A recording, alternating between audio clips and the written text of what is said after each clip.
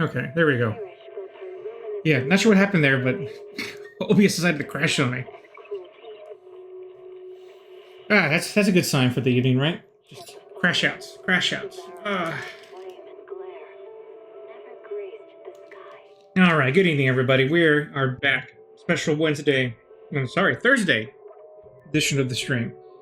Why? Because we got new stuff to do today. It's a special day. Yes, it is. Special night?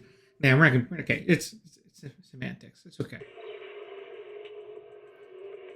But long story short, we got Trigger's ancient story to do today. And it's gonna be a good one. If those teaser videos have been any indication, we're in for a treat. So I'm excited. But first, I gotta do some HIA energy usage because I am overusing. Ooh, coupons. Actually, you know that reminds me. I think it might be time to start saving coupons because I know they haven't officially announced it yet, but they had to have a new Bang Boo coming up with the next version, right? So almost certainly. Okay, let's use up energy because I'm pretty sure I'm already maxed out for the day. And oh no, I'm not. So good. None of it's going to go into the reserves.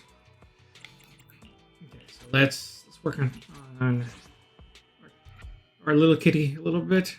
Work with the big kitty.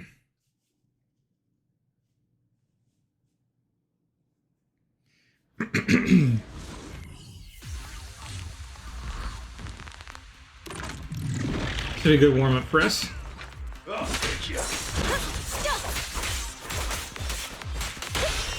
Gotta keep the claws sharp. You don't have what it takes. Make it back.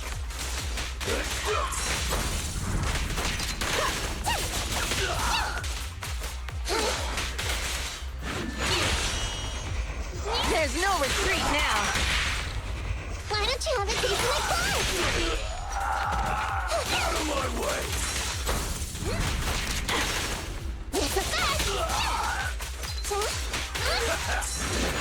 A little gift. I'll take you. Let's play a little. You don't have what it takes. Surprise.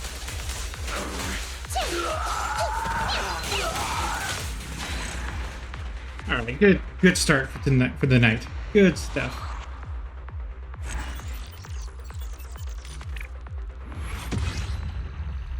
Okay, and inching my way closer to having everything I need to upgrade her fully. I wonder if 2 more will be enough. No, it'll just be short a little bit, but that's okay. Okay, so let's see. Yeah, we have 0-point calibration. Virtual world. Oh, we have the event with Corin starting today too.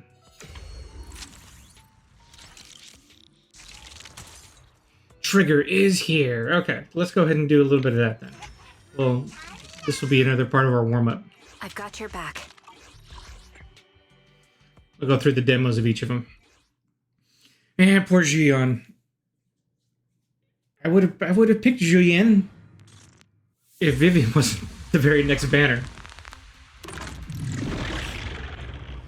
All right, hold basic attack to enter sniper stance. All right, I like that. Allowing trigger to fire consecutive sniper shots forward. When the skill hits an enemy, trigger gains 25 purge points. With purge points, when the other active characters in the team hit enemies or attacks, they can trigger various aftershock attacks from trigger. When any aftershock hits enemies, it increases the target's stun damage multiplier effect, which remains effective even when the target is not stunned. Okay. Yeah. Recalibrating.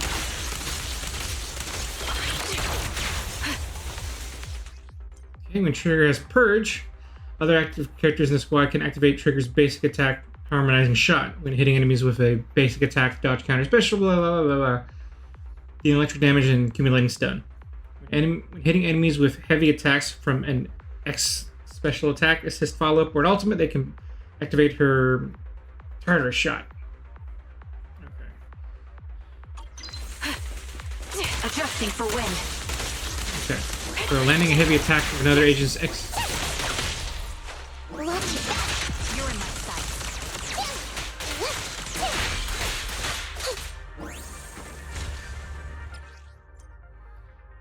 Oh, more. Okay. When hitting enemies with an X special attack or ultimate trigger will enter the coordinated support. While in coordinated support, other active character squad can trigger harmonizing shot whenever they hit enemies with an attack without consuming purge with no cooldown. Okay.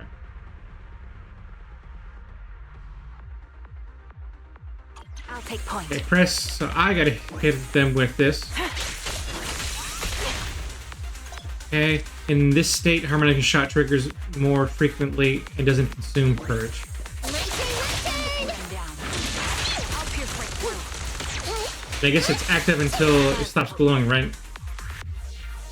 And this character would have been cool to pull, but Ether vision not activate. happening. The melody of combat. It's a fact. Yeah. That'll teach ya. Hate it? Oh, this is a madhouse. Copy. My turn.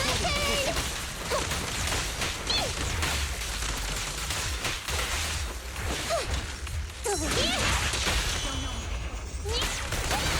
That'll teach ya.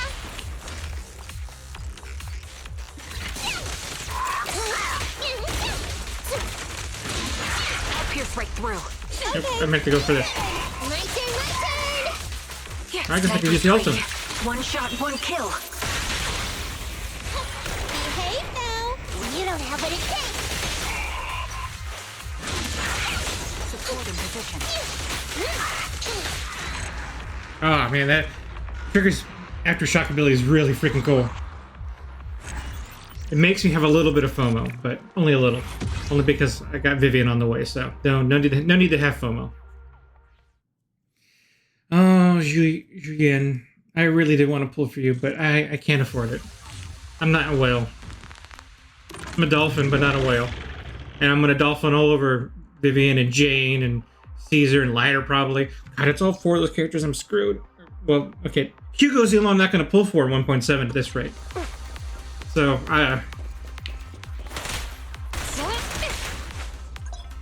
after activating X Special, gain 3 enhanced shots. Sustain fire. Press and hold basic attack to have Julian enter suppressive mode. Unleash up to 3 shots piercing attacks. If Julian has encased shot shells when shooting, she will consume 1 enhanced shot to deal ether damage. Okay, so hold down the button. Okay. When Julian's in assault mode, drag the joystick and press basic attack to trigger a dash attack firepower offensive adjusting position indicating direction. When Julian is in a suppressive mode, hold basic attack and drag joystick to trigger dash attack overwhelming. Okay. Hold joystick during basic attack and press.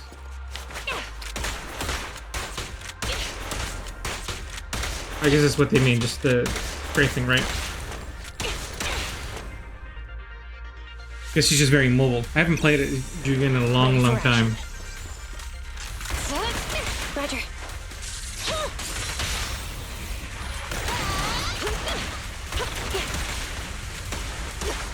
Standing by. An opening. Freeze. Neutralize.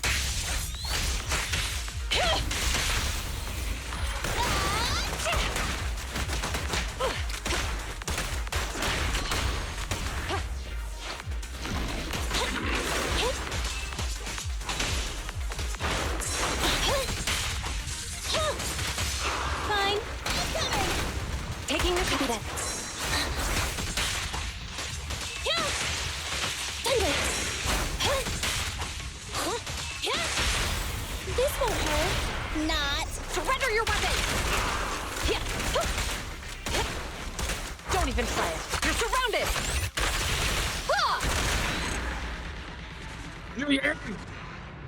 Again, another FOMO character that I wouldn't mind pulling for, but no, it's okay. Ooh, Lucy. Okay, Lucy, what's up? Now, you are someone I play all the time, so we should be familiar with each other already.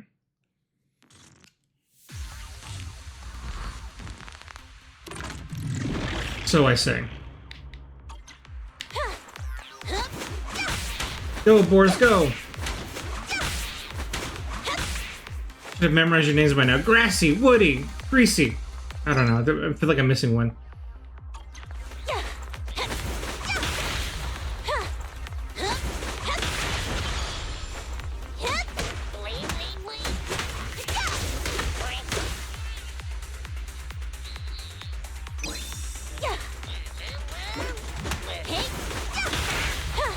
Feel the power of Starlight!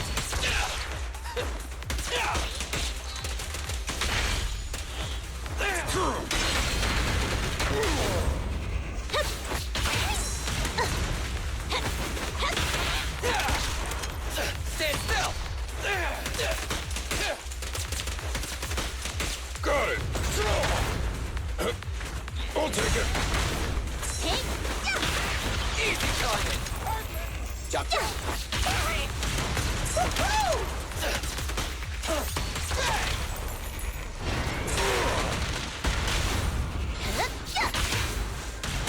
Feel the power of Starlight!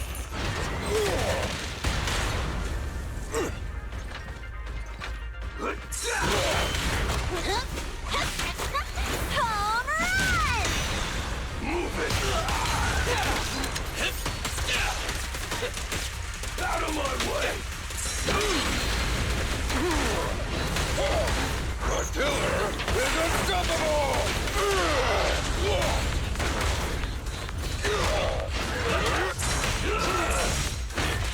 Why did I miss that block? I don't play this band very often. Easy target! Perfect! Just try me!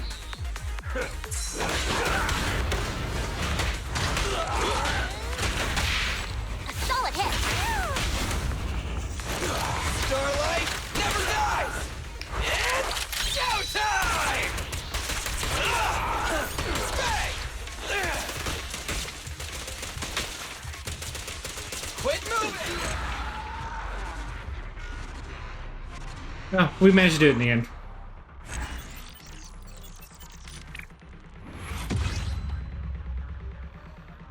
Oh, next one's Billy, too. Okay. I didn't realize Billy was up in this banner. Maybe that's why Billy got a special video.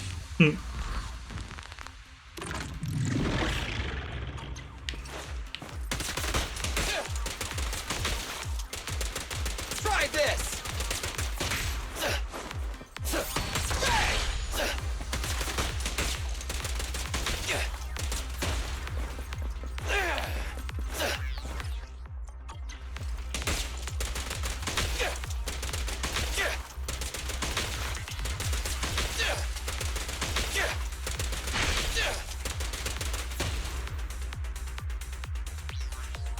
Who's my team here? My turn. Watch out. Easy target! Perfect! Don't move! My turn.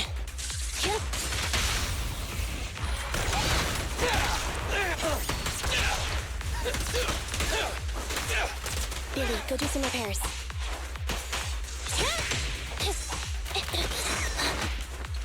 Oh, you hit Amber! I'm hitting Amber! Feel the power of Starlight!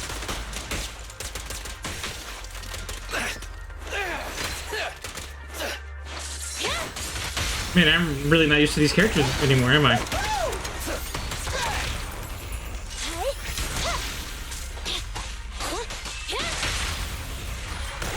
Easy target! Perfect! Standing by.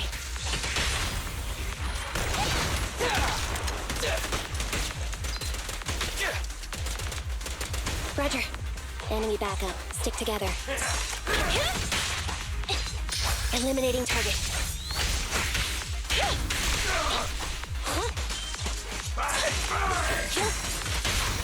This won't hurt.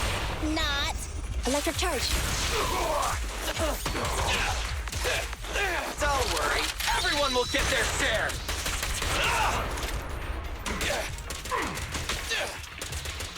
Standing by. I'm here. Bye-bye, suckers. Get him, Nicole. Get him. Feel the power of Starlight! Bang! Watch out! I've got plenty of bullets! Coming through! Quit moving!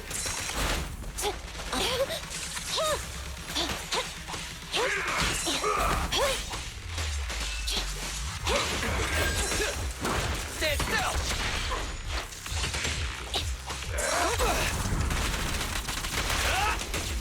Oh, I forgot how cool that looks. At your command. Sorry, I stole the kill from you, Billy. My bad.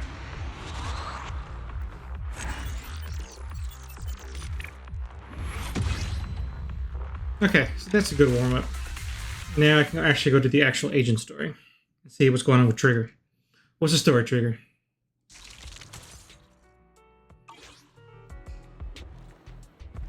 Yeah, let's go and take a look at this. Yep, what we expected. And there's Julian. I got a bunch of Bang Boo pulls, but I think I'm going to save them until I find out whether or not there's going to be a new Bang Boo. I'd rather use it on the new Bang Boo.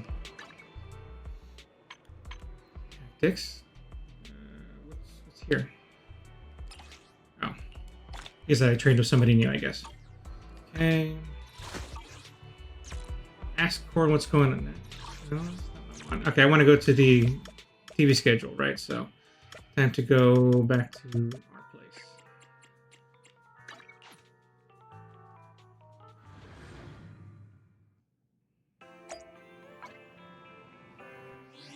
I guess this time they don't have like a outer world reaction to it. I guess because it was a past event, right? I mean, that's why it's in the video archive this time. All right, let's play Out of Sight. Begin agent story. This is a story that took place in the past, a story of a rookie proxy named Phaethon who meets a young lady at a crossroads of fate. Guys, we've been at 6th Street for a while now. How many Internaut commissions have we taken these past few days? We haven't received many commissions yet. I see, it's okay. We're starting our proxy business and video store business from scratch. It'll take time. I've been busy managing the store, so thanks for handling the Internaut side of things wise. Living together in this cozy little home is already much better than our life right after leaving the academy. As long as we gradually build our reputation, we'll eventually have a chance to recover clues about the fall of the old capital. Wise, let's take it slow. Yeah, but I still want to take on some commissions. I knew you'd say that, but this worry will be solved soon. Actually, I saw how hard you've been working to find commissions, so these past few days I've also been searching on the internet for an intelligent broker who can find commissions for us. If we can establish a long-term partnership with such a professional intelligence broker, we won't have to worry about getting commissions in the future.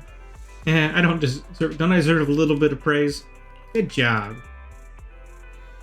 And today I've arranged to meet him at the store. He should be here soon. Could have told us before. That must be him, Wise. Let's go and talk to him. Maybe the first commission we work with him will give us a totally awesome surprise. This is where we meet Shepard? His name's Shepard, right? As the front door is opened, a man in a suit walks in. Although he wears a friendly and reliable smile, there's still something slightly off about him. But yeah, that's Shepard. Wise, let me introduce you to this professional intelligence broker I found on Internet. Nice to meet you both. You can call me Shepard. I'm glad you two chose to work with me. By the way, are you just starting out in this line of work? Nice to meet you. We haven't been in the business for too long. I understand. It's normal for rookie proxies like you to have a hard time finding commissions. But please don't worry. As an intelligence broker, I exist precisely for people like you. Let me check my notes. Your name is Phaethon, right? What kind of a commission do you usually specialize in? We're great at any commission. What an energetic response. These days, many young proxies lack the energy you have. That being said, combat-related commissions might be a bit tricky, right? You two don't seem like fighters, and hiring combat personnel can be expensive for new proxies. To be honest, I'm not sure I feel comfortable assigning you anything dangerous. Well, we'll find a way to handle it. You'll soon see our abilities in action through the actual commission. The actual mission, huh? Well, then I happen to have a recently issued commission that could serve as a perfect starting point for our partnership. I believe this commission is of the perfect difficulty to test your abilities. If you're interested, let me explain the details. Shall we move to a more convenient place to talk? It's not suitable to talk about this at the counter, so you move to the small room with Shepard to discuss things in detail. Our first assignment together is a missing person commission. There's no need for combat or venturing into any hollows, so it's completely safe. Honestly, I can't think of a better way to test your skills.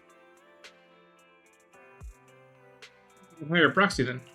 With all due respect to the client, a proxy's role is to guide people through the hollows. Is it worth hiring a proxy for a commission that doesn't even involve going into one? Don't get me wrong, I'm definitely not trying to pass this off on you. Your ability to navigate the hollow is unquestionable. That's what makes a proxy. But this role involves more than just that, and this commission is a perfect opportunity to demonstrate those other skills. To be honest, the client barely gave us anything to work with, just pieces of info. That's why this is a perfect chance to show off your skills in gathering intel, spotting details, and negotiating. All the makings of a top-tier proxy. I guess that sounds like what we're gonna do. Let's see what we're dealing with. Shepard nods in satisfaction, pulls out 3 items from his pocket: a harmonica, a sheet of music, and an old photo. Oh, this is sad already. Old photo of woman with covered eyes.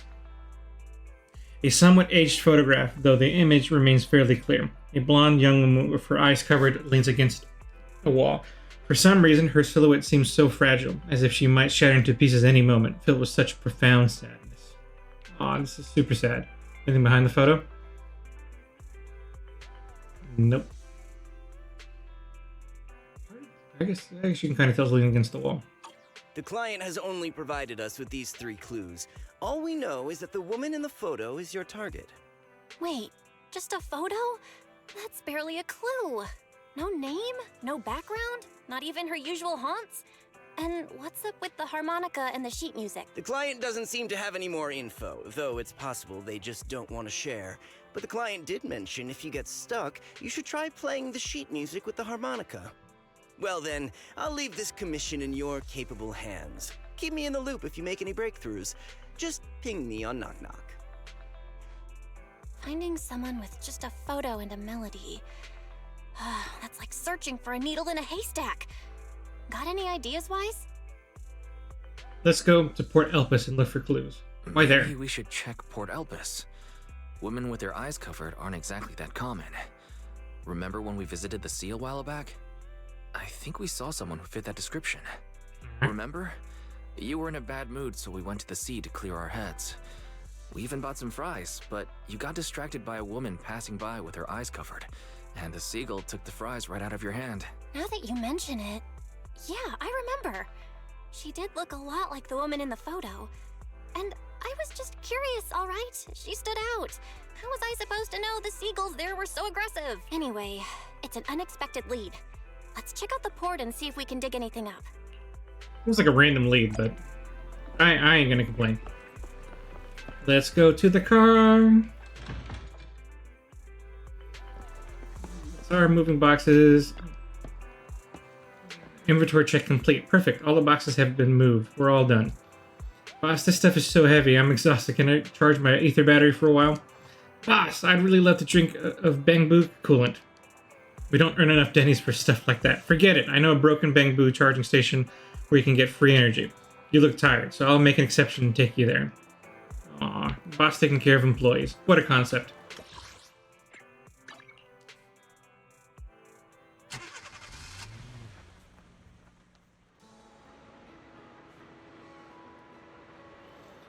Alright, why are we here? Let's find this guy. I just saw that a girl a week ago, and I don't know if she's actually the person we're looking for. Even if she is, it's who knows whether It's who knows whether... Oh, yeah. It's who knows whether she's still at the port now or not. Let's look around for clues first. Alright, since we don't have any other leads, we might as well. I'll try hacking into the cameras here to check if she's been around recently. As for you, Wise, take the phone, ask the locals and passerby around here. Okay, let's ask randos. Hello. Welcome to Tater King. Our fries and hot dog combo is the hot seller. Would you like to give it a try? Have you seen this missing person? Oh, I remember seeing this girl before. When exactly? Maybe once every 1 or 2 months. I'll see her wandering around this area. I've never spoken to her. She doesn't seem to interact with anyone around here. I don't really know much about her background. So she hasn't been around recently? I don't think so. I don't remember seeing her recently. Are you looking for her? I can keep an eye out for you. Alright, thanks a lot. By the way, would you like some fries? Seagulls are here always trying to steal the fries. Alright then. Those seagulls have been too active recently. Will they have a negative impact on the sales of our fries? Looks like I shouldn't feed them too much in the future. Too late. There's people up there too. If we climb the lighthouse and overlook the entire port, maybe we'll spot the blindfolded woman somewhere. Just as you're about to try to open the door leading to the top of the lighthouse, an old man appears behind you. Hey, what do you think you're doing? The lighthouse is currently off limits. No one's allowed to enter. Sorry, didn't know. If I hadn't shown up, you would have gone straight in, wouldn't you? The lighthouse hasn't been properly maintained for years. If something happened to you, who would take responsibility? Besides, what do you need to go to the lighthouse? What do you need to go up to the lighthouse for?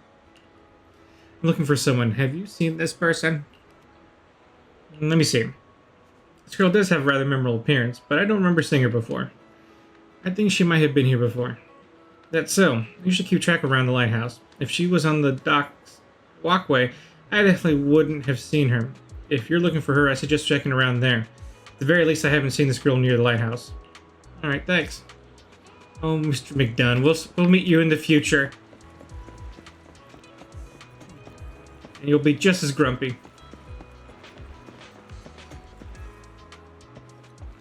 Tightly closed door. The room upstairs, someone must be living there, right? If the blindfolded woman has appeared around the port, maybe whoever lives here has seen her. Or knocking the door. Complete silence, but there seems to be some kind of noise inside. Knock on the door again. Ooh. Hello? Ooh. Let me see. Door opens slightly. Carefully hand the photo over. Within 3 seconds, the person returns it. Never seen. Disappear. In the end, everyone will disappear, including me. Door shuts. What was that? Okay, that was scary. Oh, I guess they only wanted you to check 3 different things.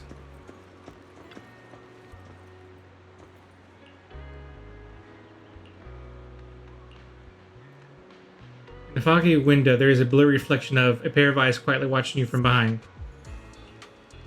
However, aside from a few drifting sea breezes, there's nothing else on the terrace. You peer through the round glass window again. The room has only a few stacked cardboard boxes. It looks like just a storage room. The eyes are gone. Oh, there was definitely someone in there a little while ago. Not spooky at all. What you got, Belle? I've got nothing. How about you, Wise? Let's try the harmonica again. Looks like this isn't something that can be solved with a quick trip to the port. But since we're here, how about we try playing the harmonica? I'm not sure what good it'll do, but if it doesn't work, we'll just buy some fries and head back home. I agree. Playing the harmonica and buying fries. Both are officially your job now. I guess there's no saying no to you. Fine. But just so you know, I'm not good at it. So don't blame me if it sounds terrible. Yeah, who can just randomly start playing sheet music with harmonica? That's like a random skill to have. You let the notes flow and start to play. It was pretty accurate. Whatever, you think it sounded good at least. Music continues for half a minute. That was pretty painful. And it didn't do a thing. Let's just grab some fries and call it a day. Excuse me. Were you the ones playing the harmonica just now? Sorry for my brother making a bit of a ruckus. We'll just... Wait. You're the person in the photo. When did you... I didn't even hear any footsteps. My apologies. Moving quietly is second nature to me. I didn't mean to startle you. If I may ask, where did you learn that melody? Bill shoots you a questioning glance. The blindfolded woman from the photo actually appeared. What an unexpected surprise, but now what? First things first, let's bring her back home. Actually, we're proxies. The song was given to us by our client. We didn't expect it to help us find you. Our client is looking for you, you see. Why don't we discuss the details somewhere else? I see. Please lead the way. I'd also like to meet this client of yours. Why don't we head back to the store? Okay, let's go check in with Shepard. Oh, I almost forgot. Your name is... Just call me Trigger. My real name. I haven't used that in a long time. Oh, no. But I do have a code name. You can call me Charon. Charon. You return to the video store with the woman who calls herself Charon. Along the way, you introduce yourselves and share a bit about your fledgling proxy business. Miss Charon, I've already contacted the information broker who issued the commission. Once he gets here, it shouldn't be long before you can meet the client. Feel free to have a seat on the couch. I'll grab you something to drink. Thank you, but please, don't mind me.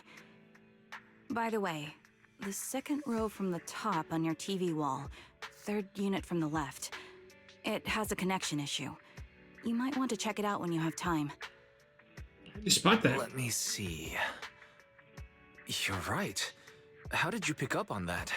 I thought there was some lag lately. I rely on my hearing. I lost most of my vision in an accident. I can just about make out the outlines of my surroundings.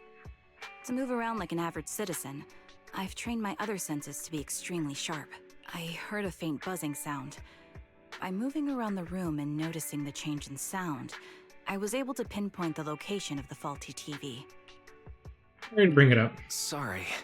I hope my question didn't seem rude. No need to apologize.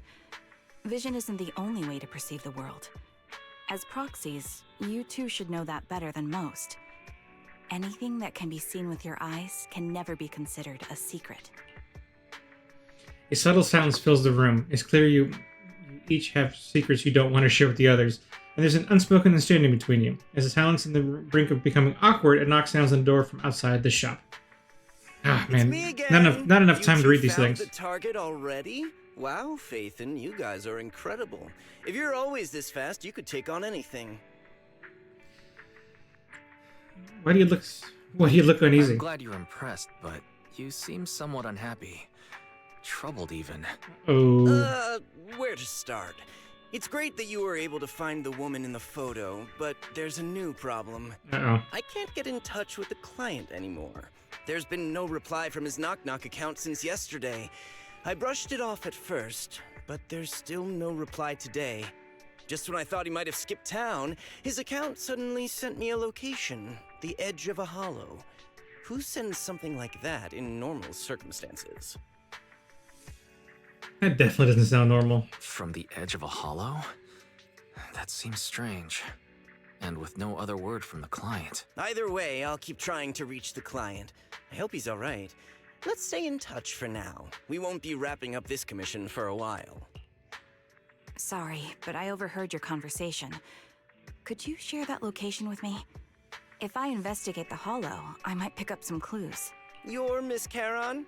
No offense, but the hollow isn't somewhere just anyone can waltz into. Without a carrot or combat personnel, it's a death trap. You should wait. I'm a soldier. I served with the Eridu Defense Force under the Chrysoberyl Division. Even after retiring, I've made countless trips into the hollow. You can trust in my combat skills. Crystal barrel? The heart rates of you and the two proxies here seem to have just spiked. Don't worry. My military days are far behind me. I have no current ties with them. As for getting into the hollow, proxies, can I request your assistance?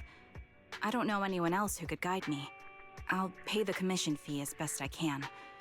If you don't want to be involved, that's fine. I'll think of something. Oh, looks like I got internet just kind of went down, so I better wait.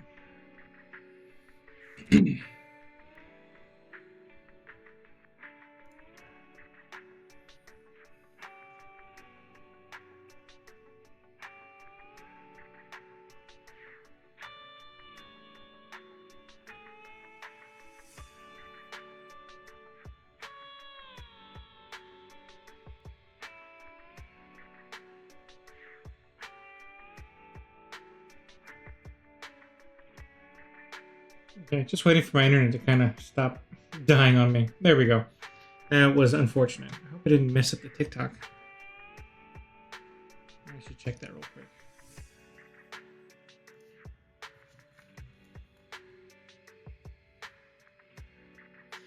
Da da da da da.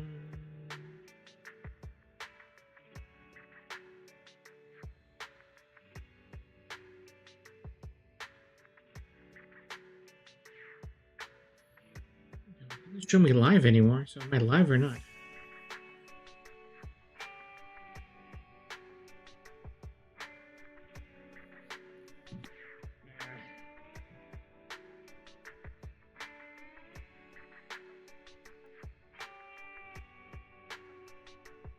Technical, doing technical stuff. My internet isn't down anymore.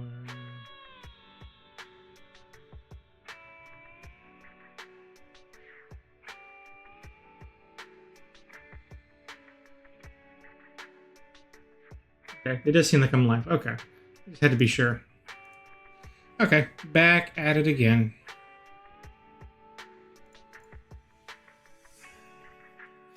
We want to find the client quickly, too. We're just as eager to find the client. After all, no client, no payment. Besides, if we said no, you'd still head into the hollow alone, wouldn't you? How did you know? So I was right. You remind me of how Belle and I used to be. So fixated on finding someone that nothing else mattered, not even your own safety. Well, since Miss Caron wants to investigate, I'm willing to act as the proxy for no additional fee.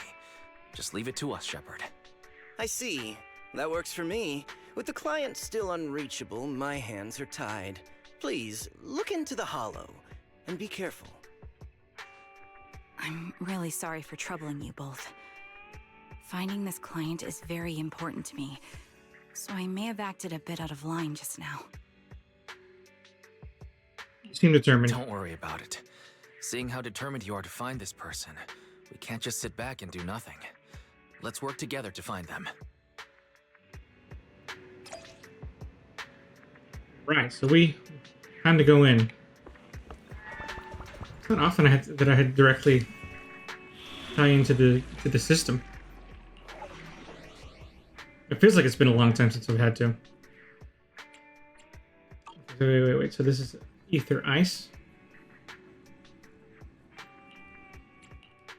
We're going alone. All evil. Okay. I guess if that's the case, I should go. You want Need something? Hey, don't look dizzy. Which? I'll help you. Nicole. Sokaku. My loyalty lies. Look, And you do I? Oh, there's Nicole. Don't just think about it. This And then is the Ellen. path I follow. Let's Awaiting further. dizzy. Only Waking up at 8. I'm so tired. This is a good team for this, I think.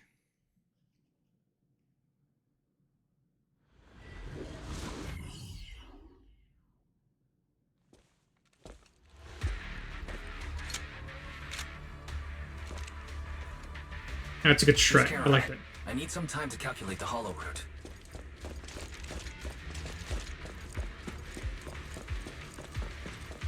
Please wait a moment.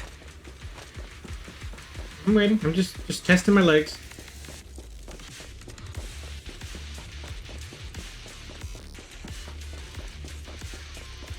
Good form. Good form. All right, let's leave go. this to me, Proxy. Actually, I've been to this hollow before for reasons. I still remember the way forward clear as day.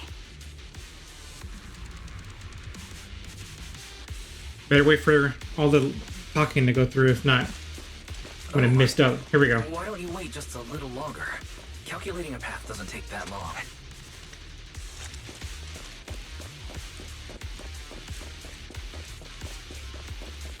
It'd be more efficient to retrace a path I've already walked. Please come with me, Proxy. Recalibrating.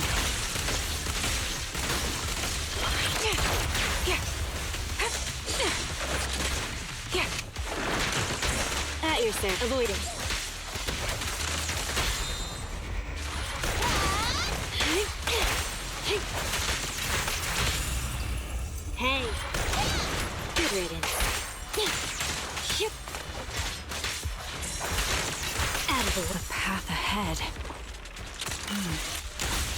should be right around here. I wasn't here too long ago. Get lost! One moment, Proxy. I might have misremembered. I just need to think. Get back! I'm sure you're well aware that hollows undergo periodic spatial distortions and reconstruction.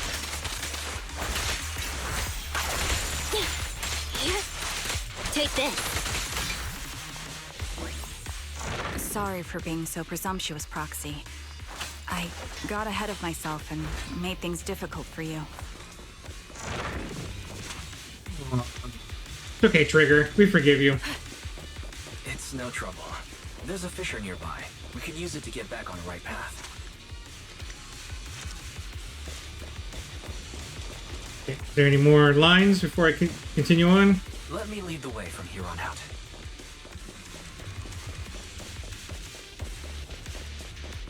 Okay, there we go.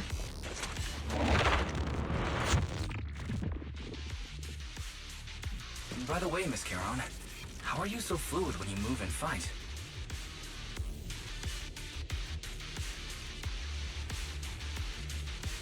Is it because of your exceptional hearing and tactile senses?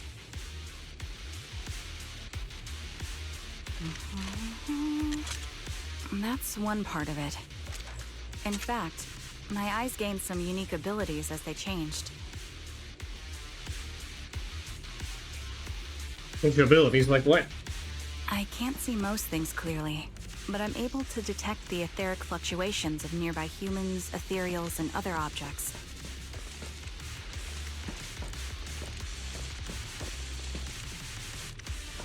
I don't want to go too far and miss dialogue. I call this ability ether vision. That's quite the ability. Given your combat style, those eyes must come in handy on the battlefield, huh? My eyes be a little more sensitive, would you? Here.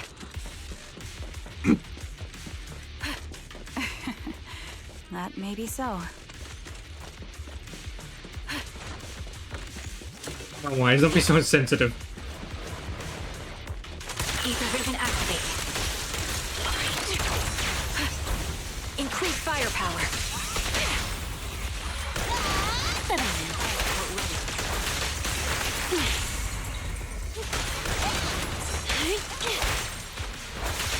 Out of the way. Hey. Good riddance. Troublesome. Wait, something's up ahead. There's a person here. What's going on? There's someone on the ground. It smells like blood.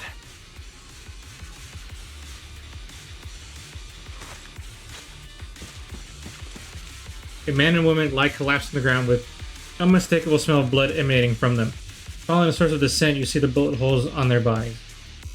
Check their condition. No signs of breathing. Their heartbeats and pulses are completely gone. These two are dead. Cause of death appears to have been severe blood loss from long-range gunshot wounds. Time of death probably within the last 1 or 2 hours, just before we entered the hollow. Which means this isn't just a case of losing contact with our client. Someone's been killing people in this hollow. Though I don't sense the killer nearby right now. Still a chance that they are active somewhere in the hollow. Proxy, don't stray from my side. I'll keep you safe. I really don't want to take their bodies out of the hollow, but without knowing the killer's whereabouts, moving them would be too risky. I really do want to take them. Proxy, mark these coordinates. Once we confirm the area is safe, we'll come back and retrieve their bodies. I'm sorry, the ground must be cold. May you rest in peace. What could have happened? Who did this? Given the depth of the wound and the caliber of the bullet, the killer was a sniper, just like me.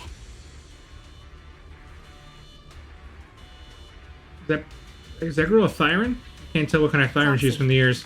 Stay vigilant and get behind me. The killer may still be nearby.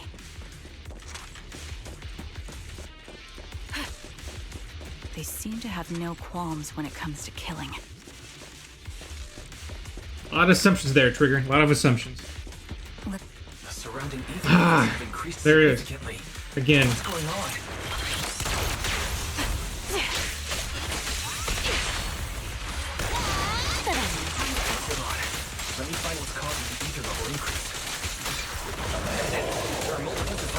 the ether non-stop. I'm here. Gotcha.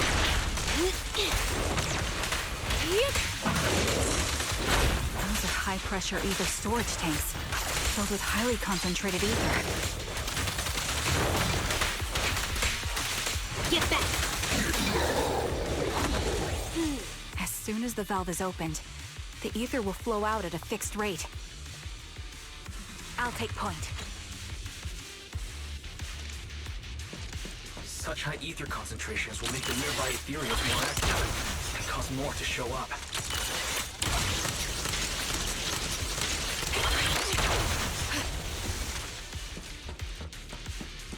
Charon, it'll be dangerous if we keep moving forward.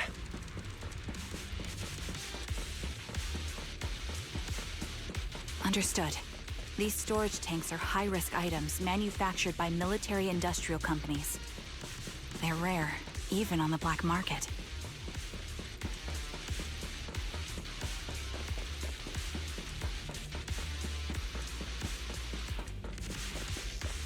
Several of these storage tanks appearing in the hollow is a clear sign that our opposition has malicious intentions. Here.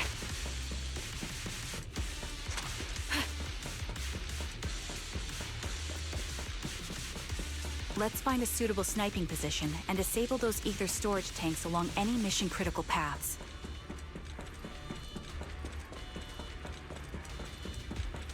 Man, it takes forever to get to this dialogue. Here. My ether vision ability is perfect for dealing with such ether-laden objects.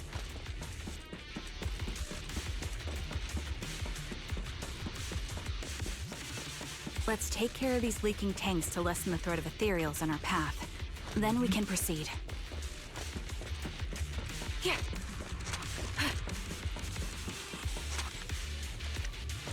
They should have just stopped us and did a cutscene at some point. Jeez.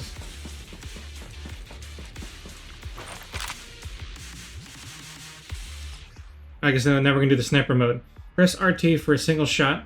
When a blue flash appears on the muzzle, you can perform another single shot. Otherwise, rapid fire will be triggered. Each single shot consumes 1 bullet. Hold RT for rapid fire. Yeah, got it. I don't know which one's RT. LT to target distant ether containers. Each aimed shot will consume 5 bullets. Hit all ether containers to remove the spray.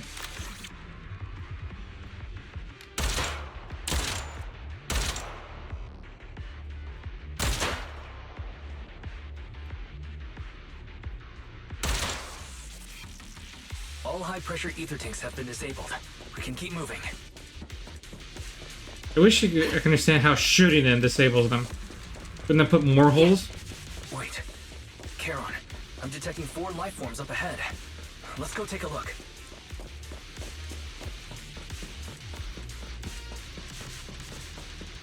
Alright, dialogue is over. Oh, more bodies, jeez. Proxy, there are 4 people over here. They're all still alive. I'm not detecting any ether fluctuations from any other life forms nearby. That's good. They're still survivors. Charon, can you check their condition? Confirmed. 1 is seriously injured. A bullet pierced their lung. The other 3? No internal injuries, just a few minor wounds. They're all unconscious. The one with severe wounds. His etheric fluctuations are nearly completely gone. He's beyond saving. Who are you? Help me. It hurts. So cold. I don't want to die. Yeah. Is there really no way to save him? Is there nothing else we can do? If we contact a hospital and get him out of the hollow right away... His internal organs are ruptured. He'll bleed out long before we can get him out. No rescue team can beat the clock when life fades this fast. Am I dying? I just want to go home. Oh, this got sad super quick. Charon doesn't respond. She sits beside the dying man, pulls out a harmonica, and begins to play a soft, familiar melody. Tune echoes throughout the hollow, heavy with the scent of blood. It's the song recorded on the client's music sheet. As a harmonic gentle notes fills the air, the dying man stops groaning, simply listening until his eyes close forever. Oh yeah, that got heavy.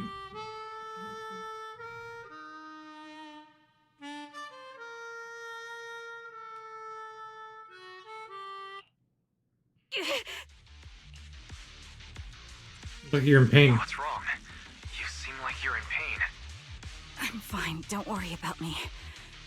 As I mentioned before, these eyes of mine have their uses, but they bring just as much inconvenience. The rejection reaction you saw just now is one of them. Staring into death. It's not something I handle well. My head. Where am I? Who are you people? I remember now. There was a madman, a lunatic who tied me up and dragged me into the hollow. You're not. I'm not the lunatic you're talking about. Can you stand? There are 2 more unconscious survivors here. If you can, help us carry one of them. Let's get out of here together. Leave? We can leave this place? What about that lunatic who shot at me from the shadows? Culprit's already gone. Looks like the person behind this has already left. Charon, let's get the survivors out of here. Follow me.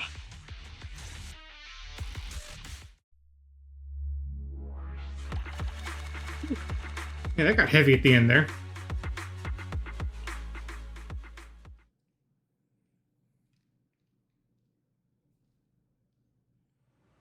Exhausted and unable to carry any more bodies, you record the coordinates of a few of the corpses. Once this is all over, you should make sure to report them anonymously to the PubSec. With Charon, you keep your guard up alongside the 3 survivors, eventually arriving at the abandoned metro entrance in front of the Ballet Twins Road. Charon. It's Charon. Alright. Proxy, let's take a short break here. The area around the Ballet Twins has been abandoned due to the Hollow disaster, and no one's likely to be around. It's both a secluded and safe, making it a perfect place for a conversation. Those 3 survivors. Yes, I know. They just escaped from a killer, so we need to check on their injuries and mental well-being. Could one of them be the client? Unfortunately, I don't think so. After they woke up and saw me, they didn't have any particular reaction. If they were the ones who assigned the commission to find me, they should have recognized me to some extent. Proxy, I'll keep watch over here and be on the lookout for the perpetrator trying to track us or attempting to ambush us. Could you please have a brief conversation with the 3 survivors? I think they might have information on the perpetrator. And to be honest, I think they might... No, that's probably just my imagination. I'll gather information from them first. Thank you, Proxy.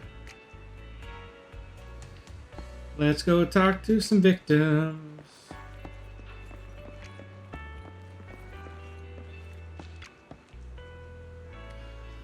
Take a deep breath. If your emotions get too intense, the wound might reopen. I still feel like I'm going to throw up. The fear that someone's still trying to shoot me won't go away. Are you all okay? I'm okay. Did you save us? I'm just about holding up. I'm more or less recovered from the shock. I remember you. You were looking for someone around Port Elpis, weren't you? I don't remember talking to this person. Yes, I think I've seen you before. How embarrassing. I never thought we'd meet again like this. What are your names? My name is Zoe. Aaron. Just call me Aaron. Ugh. Feeling nauseous again? I managed to hold it in. Did you want us to ask us about something? I have some questions for you. No problem. We'll answer what we can. How did you get kidnapped, taken to the Hollow?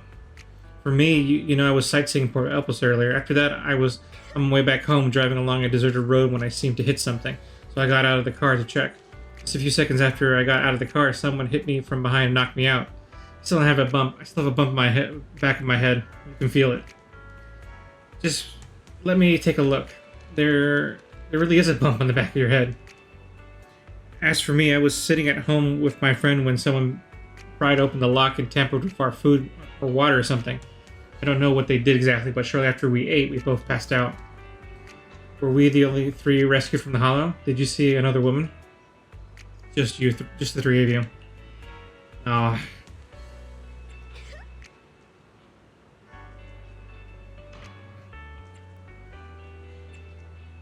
Yeah.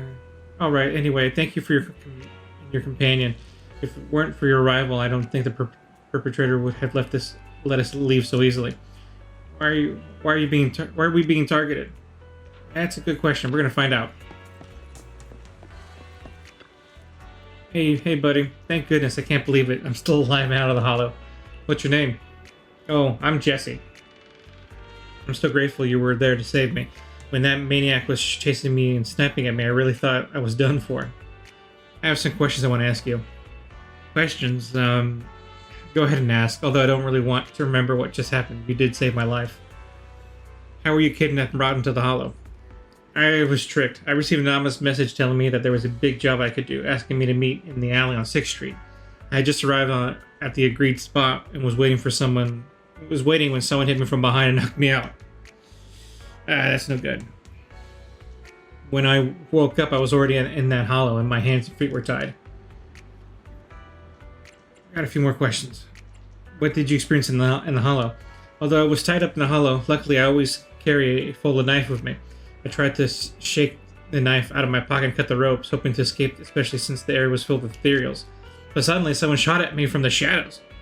I was so scared that I quickly dropped to the ground to dodge the bullets, but they immediately fired several more shots. I had no choice but to run for my life. Maniacs shooting at me. I felt like they never intended to kill me right away. Instead, they seemed to be having fun watching me panic. Every shot scratched me, but none of them were fatal. I kept dodging the ethereals and the sniper, running for my life. In the end, I finally managed to hide in a place with fewer ethereals, but that maniac shot a tranquilizer into my thigh. I quickly passed out again. After that, I woke up for the second time to you all around me. How are your injuries? I feel a bit dehydrated. I probably have at least 10 or so abrasions, but surprisingly no major wounds. Who uses abrasions in conversation? Seriously, what's up with this maniac? What did I ever do to them? They made me go through so much trouble to set up a trap, kidnap me, and then throw me into a hollow to slowly execute me? Take some time to calm down. Is that all you wanted to ask? Well, anyway, thank you all. If you had come any later, I think all three of us would have been killed by that maniac. Hey, Trigger. Sharon.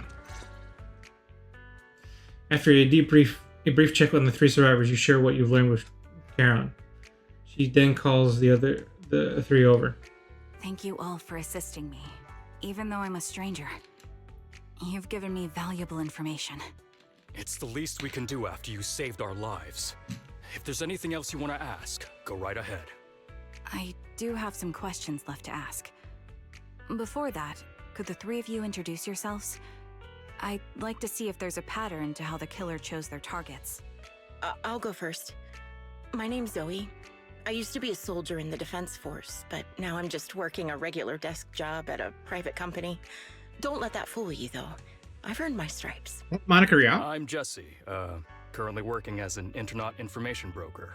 I'm still pretty new at it, though, so I can't think of any reason someone would target me.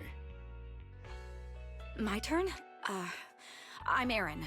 I was also in the Defense Force, but now I'm unemployed. Actually, I have a question for you all. Did you see my friend when you were in the hollow? She's about my height, with shoulder-length blonde hair and a mole under her eye. We were kidnapped together, but I can't find her anywhere now.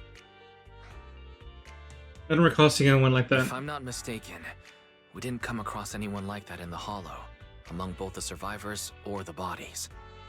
It's all right. I'll keep looking. I hope she's okay. We were always inseparable. We even planned to visit Scott Outpost together for Remembrance Day. I never thought something like this would happen. Given the backstories, it almost sounds like they were trying to recreate exactly our group. Shepard, Proxy, Trigger, woman with blonde hair. That's gotta be coincidence, right? Remembrance Day? Remembrance Day? What's that? As the name suggests, it's a day organized by the Defense Force for the families of deceased soldiers and veterans. People gather to mourn their loved ones who died in the fall of the old capital and find comfort in each other's company. I didn't know the Defense Force did that. Huh. Maybe I should go check it out. If I can't find her anywhere else, I'll head to Remembrance Day alone. Maybe she'll show up there. Was your missing friend also a member of the Defense Force? Yes, She and I were in the same squad. Obsidian Division's Cartis squad. This is a target attack on the defense force? This sounds like a series of murders targeting the defense force. But then, Jesse wasn't with the defense force. No, you're probably not far off. Jesse claims to have been up front, but he neglected to mention he was once part of the defense force. Right, Jesse? Jesse? Well, that's... I just don't like bringing up my past in the defense force. It's not like I'm trying to hide it. They're just memories from my time there that I'd rather forget. I was part of Obsidian Division's Noct squad. That's the absolute truth. I was also in the Obsidian Division, Impera squad. I don't know who those who died in the Hollow were, but it seems the killer really is targeting members of the defense force. Wait a second. If I remember correctly, during the fall of the old capital, didn't our 3 squads work together on a mission outside Hollow Zero? We did? I don't really remember. I have a vague memory of it, but there were so many people on the mission, I don't remember your faces. Thank you all for the information. I'm starting to see a pattern in the killer's choice of targets. But there's something else I need to ask. I came to this hollow because someone I'm searching for sent me its location. And that person was likely being held by the killer as well. Did you happen to see anyone else? Two snipers exchanged confused glances before shaking their heads at Charon. You're not giving us much to go on. At least tell us what kind of person you're looking for. Male or female, what they look like. Can't offer much help without that. Sorry, I don't have much else to share. Even so, if any of you remember anything else that may be useful, please let me know. This is very important to me. You don't even know who they are, yet you're so determined to find them. Is it really going to be an issue if you can't find this person? Maybe. I've been searching for someone for a long time. They might be the key to achieving my goal. I see. Whatever happens, I hope you find them. If there's anything I can do to help, just let me know. Just a quick thing that just caught my attention is that technically Trigger is not part of any squad right now, but clearly her costume says Opal Squad on it. Like, I guess they really couldn't do anything about that, but it's just kind of funny now that I'm thinking about it. Thank you. But please, prioritize your own safety. If the killer is targeting former Defense Force... Don't say that. Of course. Once I've checked out Remembrance Day, I'm locking myself in my room and throwing away the key. Return to random play with Charon. Even after questioning these 3 survivors, it seems the clues we've gathered are still not enough. Our goal is to find the missing client. Right now, we only know that he was likely kidnapped by the perpetrator, but we have no idea who the perpetrator is or where they went. Charon, do you have any ideas? I think the proxy is right. The information in the 3 survivors' bodies is limited. With our current information, it's hard to deduce where we should go next to find the client, or our clues have run dry. But we still have something out of it. At least we now know some characteristics of the perpetrator. Sadistic sniper with a grudge against the defense force.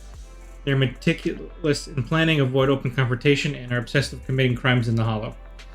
With these characteristics, the Hollow coordinates, and we might be able to deduce the general area where the perpetrator operates, as well as a potential base where they might have placed the kidnapped victims. But that would take quite a lot of time. Yes, and while we're narrowing down the search, the perpetrator might continue committing more crimes. Charon seems somewhat agitated. The lack of clues plunges you all into silence. Just as you were about to accept the reality and start organizing the current clues and to narrow down the search, the door of the other door opens suddenly. Shepard! Someone is here. I think it's Shepard. He's at the counter. The intelligence broker might have something important to tell us. Proxy, let's talk to him first. Looks a little wobbly. Shepard, are you okay? You've been drinking. You bring Shepard to a room where you can talk. Phaethon, you've already been to the Hollow and made it back safely? We did go, but... Did you run all the way here? Do you need a moment? We've already been to the Hollow, but unfortunately, we haven't found the client yet. I'm fine. Did you find any clues there? There are traces left behind. Signs of a kidnapping. It's very likely the client was involved. Probably Karen shared the only part of the info. That's right. It seems the client was kidnapped, taken into the Hollow, and later moved again. We're still looking for more clues. So, what made you rush over to the store? Well, just take a look for yourself. What is it, Shepard? Shepard shows you his phone. About 10 minutes ago, the missing client sent him another location on a knock-knock. There was no other messages. I checked a map of New Eridu. This spot, it's another Hollow entrance. A clue delivered right to We were us. just stressing over a lack of leads, and now one conveniently falls into our laps?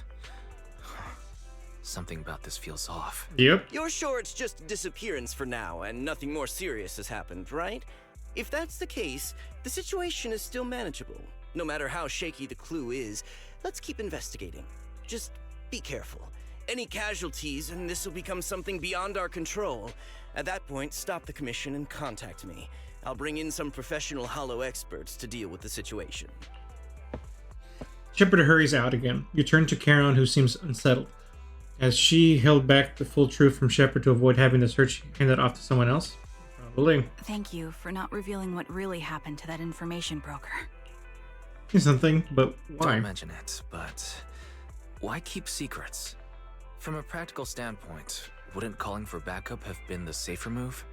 The killer is a sniper who has no qualms about taking lives. Judging by the victim's injuries, it's clear they know how to deal a fatal blow and how to inflict pain without causing death. Most Hollow Raiders lack experience dealing with snipers. If they encounter the killer, it's likely to end in a difficult fight, or worse, casualties. And besides, asking for help from others would only delay the search. The client is at risk right now, so I think we should follow the clues and enter the Hollow as soon as possible to ensure their safety. What if it's a trap? I may have kept it from Shepard, but I have to admit, it's too dangerous. That location message seems cagey. It could be a trap to lure us in. I understand, I really do. But what if we're late and something happens to the client? Why is the client so important to you, Karen? Would you be willing to tell us? Are you so set on finding them because they're connected to the person you've been looking for? The client's true identity might be the very person I've been looking for. And if not, they most certainly have some vital information. Since leaving the military, I've spent years searching for my missing teammates. They were more than just comrades who trusted me with their lives. To me, someone raised as an orphan, they were family. I've scoured countless hollows and every corner of New Eridu to find them, but I've never found a single lead. Until I met you and heard that melody on the harmonica. Okay. I was gonna ask this out loud, but there's been years, and we already know they got lost in the Hollow from the backstory. There's no way they'd be alive, right? I mean, they would be corrupted in the Hollow by now. So it almost seems weird that she thinks that... It's weird that she thinks she can find them, so what is it that she knows or doesn't know? I feel like there's something fishy about that. It's called Homecoming. My squad leader composed it. Only our squad knew it.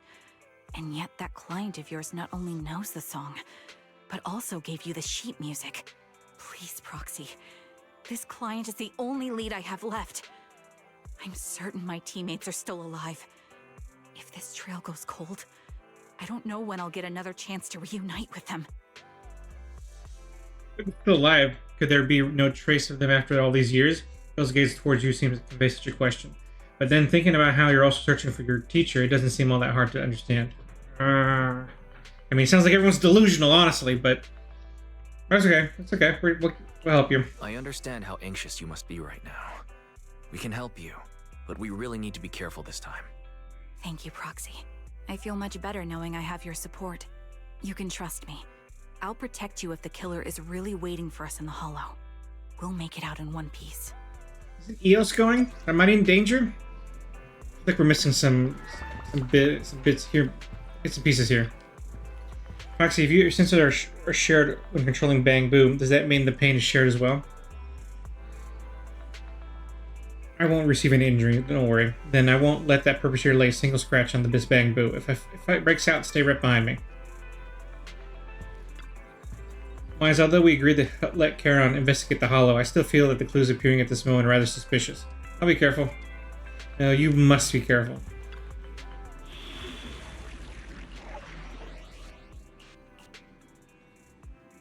Alright, I guess we'll go back to the same team. This is the one. Need something? Don't just think about it. Eradicate all this. It's a very effective team. Do I really need to take this class?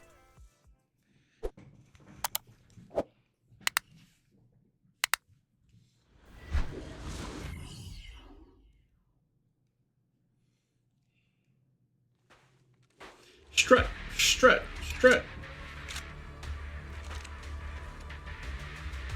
Looks like there's something here. Is this a communicator? Okay, time to spin around, make sure that all the conversations are done. Proxy, look at this. A communicator left right at the Hollow's entrance. Why would there be a communicator here? Why is there a communicator here? It doesn't look like it was left behind randomly. There's hardly any dust on its surface, which means it was only placed here recently. It looks like someone wants us to use it. Spooky. Why such decisiveness? Following random location info without even thinking twice? I'm glad, Sniper of Liar Squad. Okay, that sounds like Monica Real again. So is it that one girl? Liar Squad? What's that? More importantly, who are you? Sniper. Or should I say Charon now? Haven't you shared your past with our dear Proxy? If introductions aren't your strong suit, I'd be happy to show you how. You can call me Grim Vulture, the one behind this string of murders. You see, I've been working my way down a list, crossing off names. And now, Charon of Liar Squad, your name's next. Looks like you've done your homework on me. Just because my presence interfered with your plan, you've decided to take me out for good? I thought you were just going to be another obstacle in my way. But now, with you in my sights, this must be some kind of destiny. I'm not sure what you're referring to, but I'm looking for someone. Given that you're waiting at the Hollow entrance they shared, I'm guessing you have them. If you hand them over, perhaps we can make a deal. Suddenly dodges to the side, raises her gun and fires, using her body to shield Eos. The next instant, a bullet flies past her and hits the ground. Her shot flew into the distance, and there's only one thing that's for certain. It didn't hit Grim Vulture. So your version of making a deal is stalling for time to locate me and lining up your shot? Can't say I'm surprised. After all, that's exactly what I plan to do too. You seem to have rather unique eyes, but you'll never get the chance to hit me. After all, no one's better at counter-sniping than me. Seems talking won't resolve this, but I'm not averse to using force. Now that's the spirit! If you're looking for someone, why not search the Hollow for clues? Providing you can survive both my attacks and those of the Ethereals, of course. Oh, and I've prepared a little gift for all your trouble. I hope you still have that determined look on your face after seeing it. That absolutely sounds like the same voice actor, who I'm pretty sure is Monica Real, from one of our victims. So I guess one of our victims played Possum? Or pretended?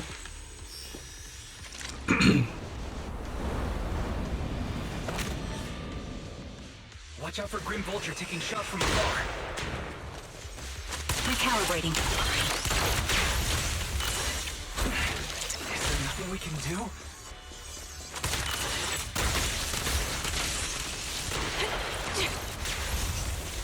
Good riddance.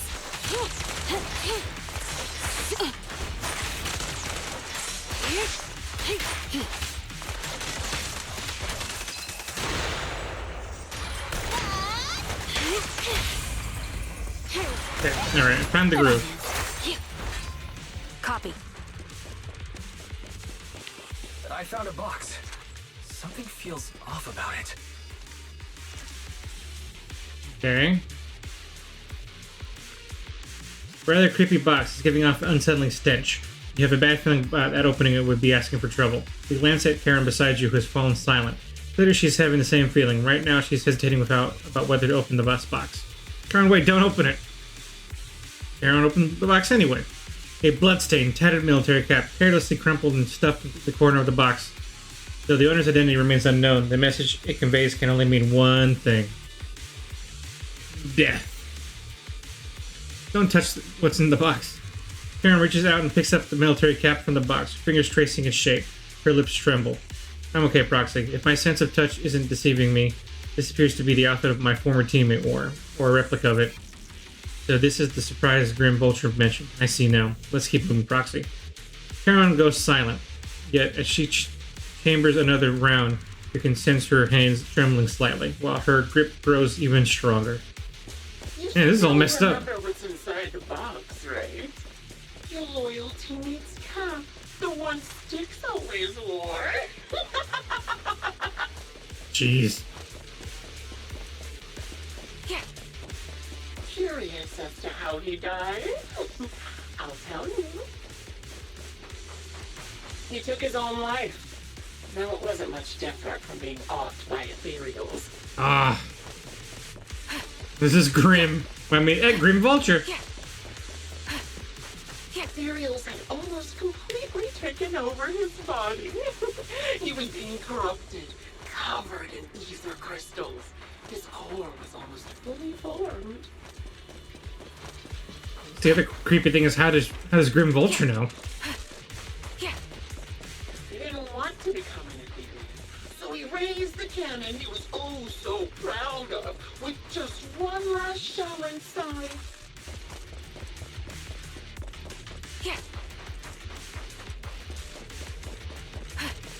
And just like that, obliterated both his core and his heart.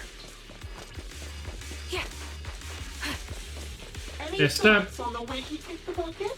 Did you like it? Do you think I made the whole thing up? Or did it really happen? I mean, I guess it's a good point. Grim Vulture could be lying. God, this text takes so long. Shut up.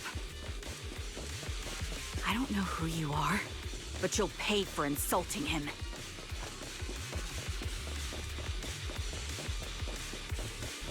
Oh, wanna kill me? Then come to my next surprise spot.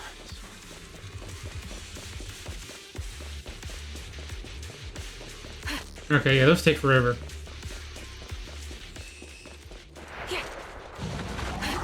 Adjusting for wind. Troublesome. Show no mercy. Gotcha! Good riddance. Get back. You're in my sight. Here. Get lost. Oh. Behave now. I'm scissors, you're paper.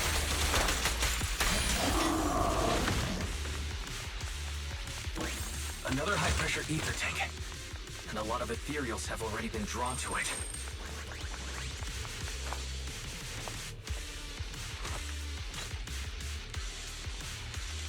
Leave it to me, Proxy.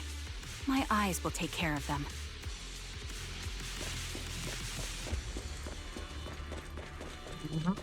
Okay, there we go.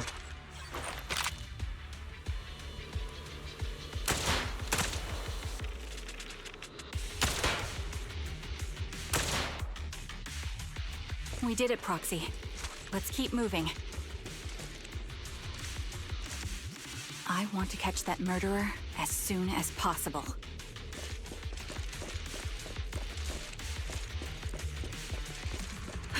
No surprise box.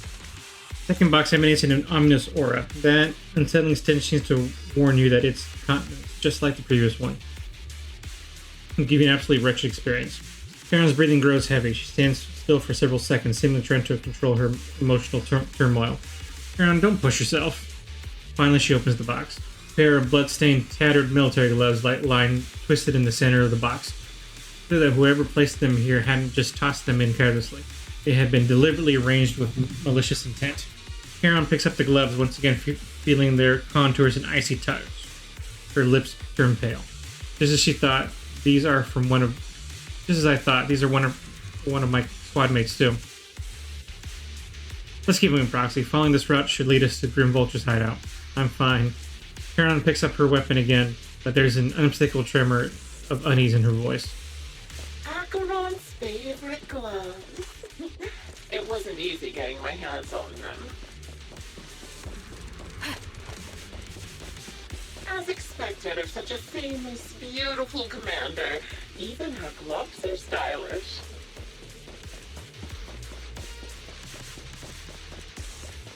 Such a pity. In the end, both her hands were missing. Oh, don't you think that's a shame, little sniper?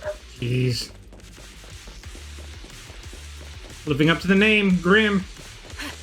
Such beautiful hands that they could no longer hold a sword. Ethereal's gnawed off her arms and part of her leg as well.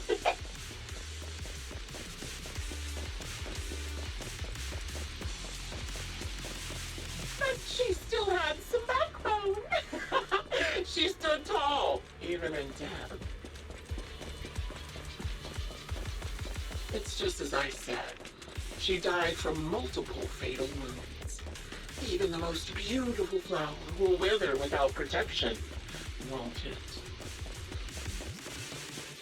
Yeah, it's a lot of waiting for these dialogues to go through.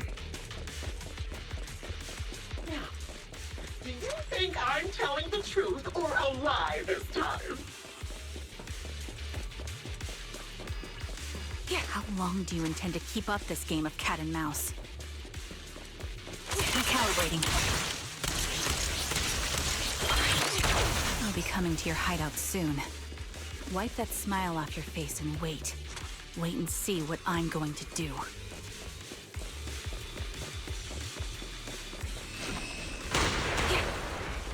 Adjusting for wind. Good reaction! Hurry up, though.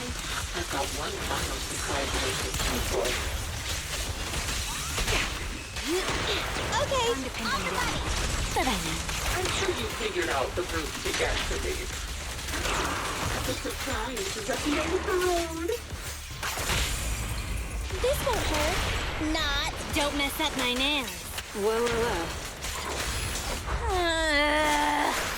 You know, I should be getting paid double for working overtime. Behave yourself. I'll pierce right through. Get back.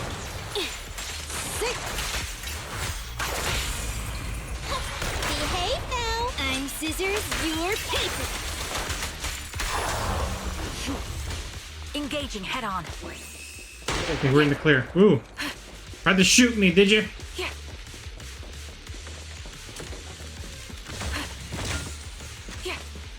No, we were here before with Miyabi. Or this time, same type of map anyway. Recalibrating.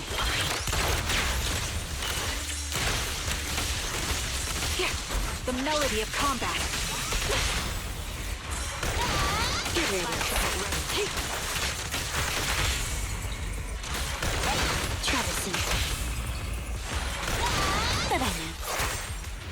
There's still a third box.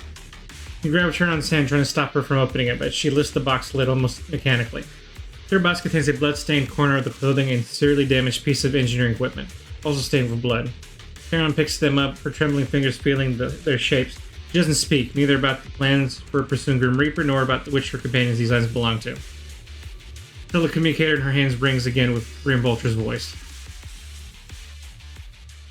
Congratulations! You found the third box. Inside is... Who was it again? Oh, right. A piece of bloody fabric from Cocytus's clothes and some damaged engineering gear stained with Leafy's blood. There weren't enough boxes, so I had to cram them together. They're just a medic and an engineer, not exactly combat material, right? Surely you're not mad, are you? That's messed up. Deathly pale, she silently picks up the bloody items from the box, her spirit visibly shaken by the weight. That's enough. Using her squad mates who are like family to mentally torture her. How much longer are you planning on doing this? Oh dear. Did I go too far? My sincerest apologies. It's just, watching you plunge headfirst into my trap was so entertaining. I may have gotten a bit carried away, you know? Yeah, I know. Relax. Okay, The you're person forgiven. looking for isn't here, and those are just fakes. I didn't actually take them from her comrades.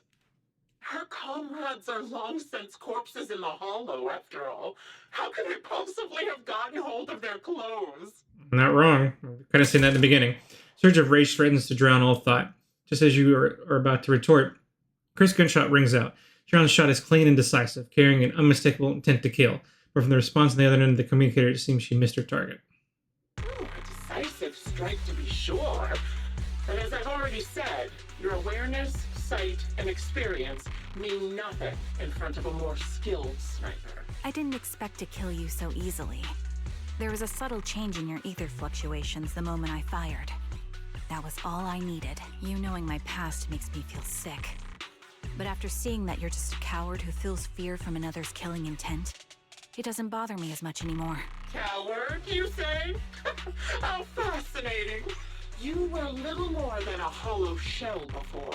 But now that you've bared your teeth, you've started looking somewhat respectable. I know your composure is nothing more than a facade. You've never truly faced the weight of your comrades' deaths, have you? I bet your mind is now filled with their dying screams. Well, I mean, you have no right to taunt her. We both believe her squad is still alive. You can stop with the lies. Why are you so fixated on Charon? Just because she used to serve in the defense force? She has nothing to do with your target. Nothing to do with it. Then why don't you go ask her about it? What surprises me more is you actually believe her teammates are still alive. Don't tell me she dragged you into all this danger without telling you anything. Shut up. If she won't tell you, I will. Those so-called alive squad mates of hers went missing during the fall of the old capital. I'm sure you know exactly what that means. When the old capital fell, countless Defense Force soldiers were either killed by Ethereals or became them. The surviving soldiers, struggling to defend themselves, never had the opportunity to carry their comrades' bodies out of Hollow Zero. Obviously, her squad mates, the members of Liar Squad, were among the dead. But since their bodies were never found, she insists they're still alive, even going as far as to deceive her own proxy. It's laughable. Grim is making some points. Lie to the proxy. They're alive. I have proof. Someone like you could never understand. I could never understand? Huh. You think it's hard to understand your childish thought process? If you really have solid proof, why not tell me? Come on, let's hear it! My eyes. I lost nearly 90% of my vision during the fall of the old capital. But in return, I gained the ability to see what others can't. Every second of every day for years, I've seen my squad mates. Not as fleeting shadows, but vivid and lifelike. They've never disappeared. Oh, I called it. Well, I mean, I think I called it. I said when I was reacting to the teaser video that I think the vision of her squad mates is burned into her vision. Which the only reason I didn't fully commit to this, I thought that would be freaking traumatizing. That all she can see is her squad mates. The last image burned into her retinas, kind of thing. It seems like that might actually be the case. They're alive, waiting for me to find them. Why else would I have been given these eyes? Because you were in an accident. That's your proof? Yeah, I feel kind of bad. Did you hear that? Proxy hiding in the bamboo. She spent years chasing after people who couldn't possibly exist, all because of some ghostly vision. Damn, that is as traumatizing as I thought it would be. You'd rather believe those visions of your teammates are real-time projections than accept that they're dead. What if I told you the way I described their deaths before was the absolute truth? Will you finally face reality? Or will you keep fooling yourself, believing in ghosts? I guess you'll keep deceiving yourself. Because that's how you survive. I'm not lying to myself. I really Really want to find your squad mates who have been missing for years and were officially declared dead? You couldn't protect them when the old capital fell, and now you're just making up stories to fool yourself. Oh, damn. Give yourself some so-called reason to go on, to latch on to any stupid excuse. You're just a selfish, naive coward who did nothing and couldn't do anything when your comrades were dying. At this point, it seems almost clear that Grim Vulture is one of the squad mates. I guess? I'm trying to remember from the teaser video how many squad mates she had. And we found 4 of them, but I'm pretty sure there was more than 4 squad mates. I think it was at least 5. Charon stands there speechless. Grim Vulture's relentless verbal assault was clearly struck home. The little color that had briefly returned to her face drains away, leaving her visibly shaken, unable to muster a single word of rebuttal. Okay, I need to look up that video again right now and see. Pretty sure there were at least 5 other squad mates on her team.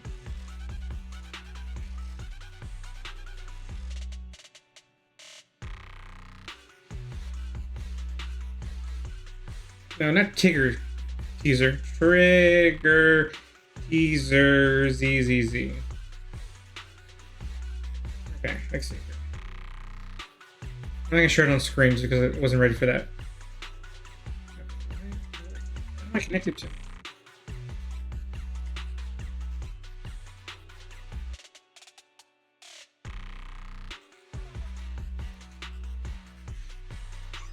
I still have some Bluetooth headphones on. Okay, there we go.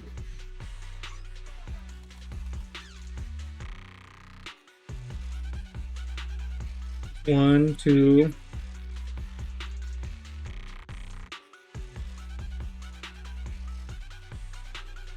3.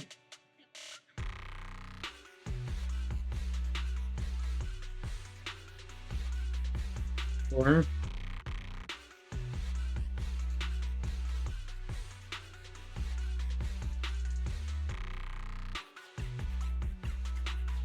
'Kay, wait, I gotta go through that again. See how many names I hear.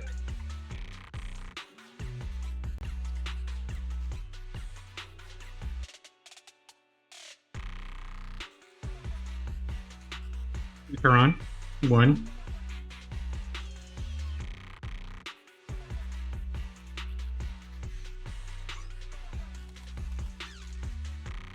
2. 3.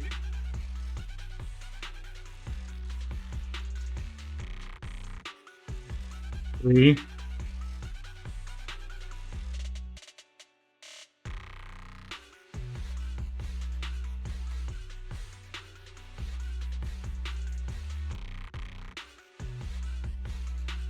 'And then the captain. Oh, Titus.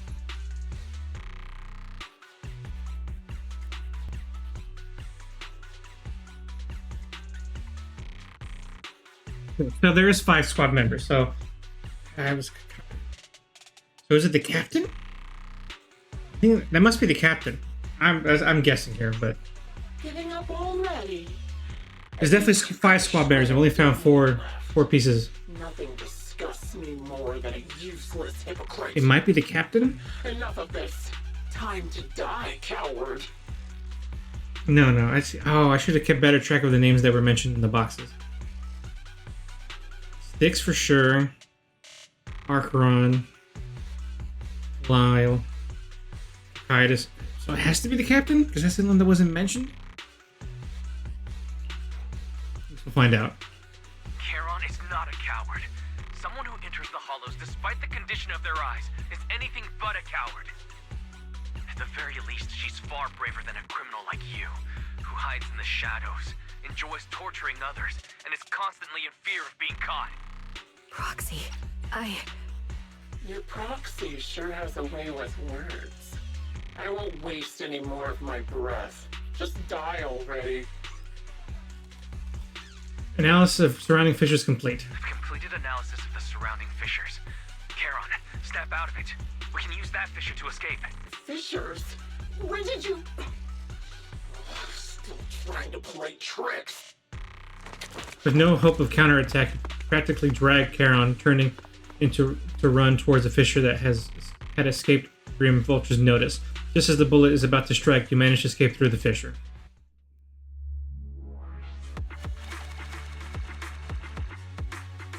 Ooh, yeah, that was an intense one.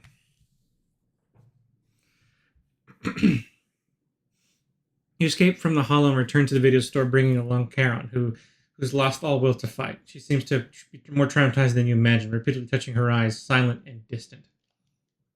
Charon? Do you want some hot cocoa? I'm sure you're exhausted after such a tough fight. You should get some rest. Thanks, but I'm fine. Don't listen to Grim Vulture. They'd say anything to get under your skin. Once we start doubting the truth, we've fallen into their trap. No, Proxy. I think Grim Vulture has a point. Maybe it's all just in my head. The things Grim Vulture left. When I touched them, I was reminded of the day the old capital fell. I felt the same sensation when I touched an injured comrade. I tried to shake off that feeling, but the truth is, I can't stop thinking about the possibility that all my squad mates are dead. Day the old capital fell. Would you be willing to share more?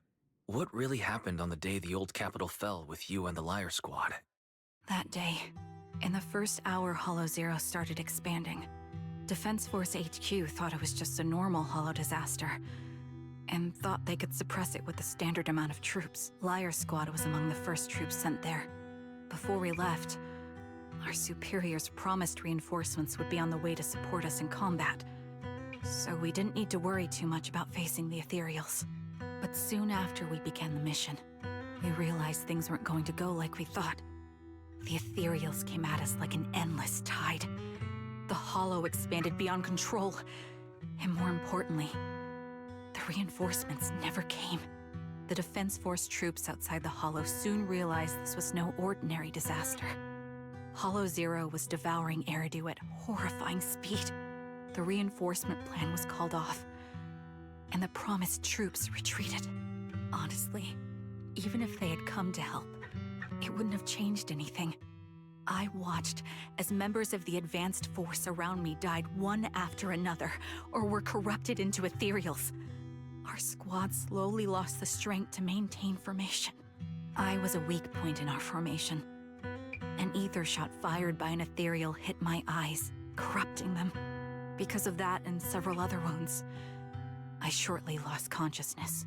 Not your fault. I'm not sure how long I was out, but just before losing my vision, I briefly regained consciousness. The last thing my eyes saw was my squad mate standing in front of me, looking back. When I woke up again, I was already back at base. The higher-ups detonated the Shiryu pillars, and finally managed to bring Hollow Zero under control. I don't know who rescued me from the Hollow, but none of my squad mates had made it out. For some reason, the image of my squad mates being the last thing I saw has stayed in my mind. It must be some kind of sign. A sign that they're still alive. Don't you think? No. They must have continued fighting after I fell unconscious, eventually getting lost in some hollow and losing contact with the main force, left to wander between the various hollows of New Eridu. That must have been what happened, right? The Defense Force, civilians, no one believes me. So I decided to find them myself. The reason behind these eyes, it's got to be to guide me to finding them still alive. Am I wrong, Proxy? Are these eyes pointless? I knew that's what you thought.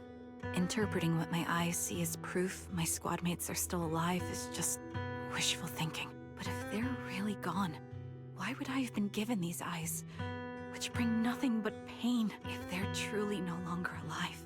How can I apologize to them in person? Tell them I'm sorry.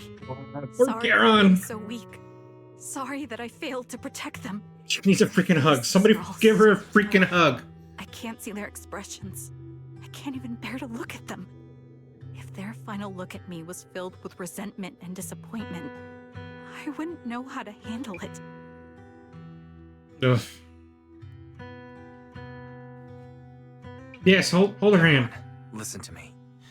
Even if everyone else thinks you're wrong, Belle and I will always stand by your resolve to find your squad mates. You don't need to make any justifications. Because someone close to us is missing too. And we desperately hope she's still alive. Even if the whole world doesn't understand, we will never give up.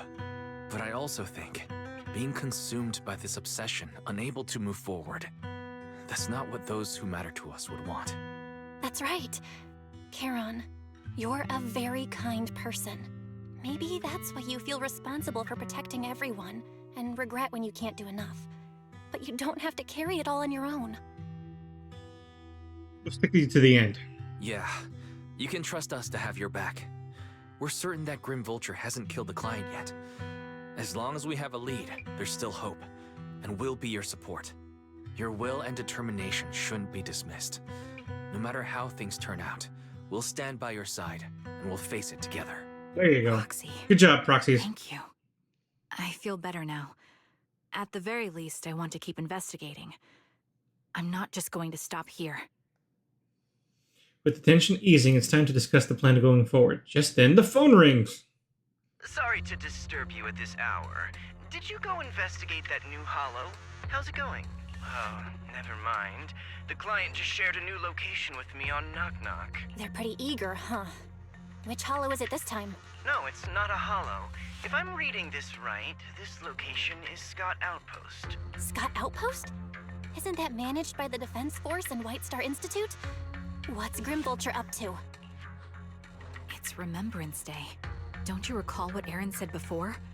They're holding an event right now, and the place will be open to the public. So we aren't being lured into a hollow. So they're not trying to lure us into a hollow this time. What's the deal? Are they trying to taunt us? Whether it's a provocation or a trap, I'm not missing any chance to face Grim Vulture. Proxy, will you go with me? Let's go. Official commencement of the Remembrance Day has been scheduled for tomorrow morning, meaning ordinary citizens will still cannot freely enter Scott Outpost today. In the arrangements, Charon spent the night at the store, and the next morning, guys, we'll be heading into the outpost with Charon soon. Did you rest well last night? I slept well. That's great. After everything we've been through, I'm worried that you haven't found enough rest. Anyway, Charon is already waiting for you in the parking lot. I wonder how she's feeling now. Wise, please take good care of her when the time comes, okay? Leave it to me.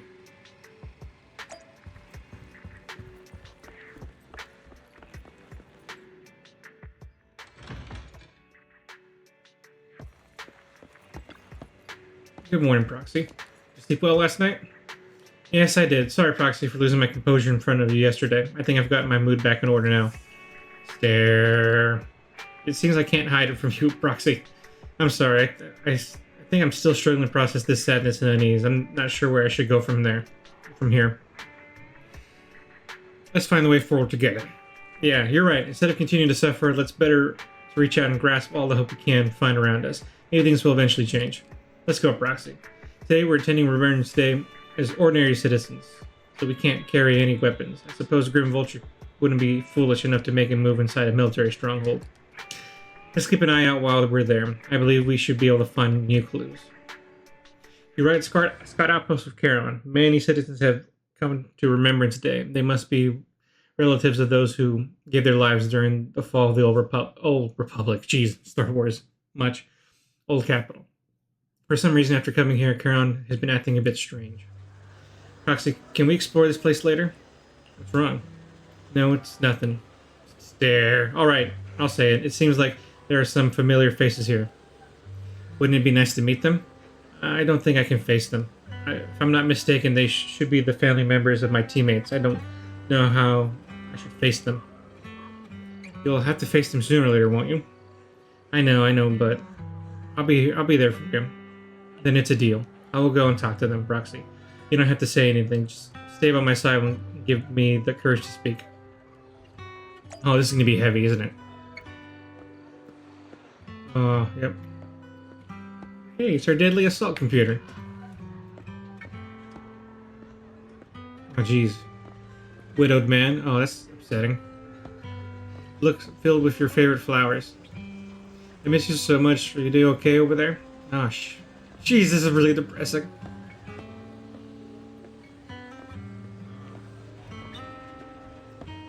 Soldier. Candles.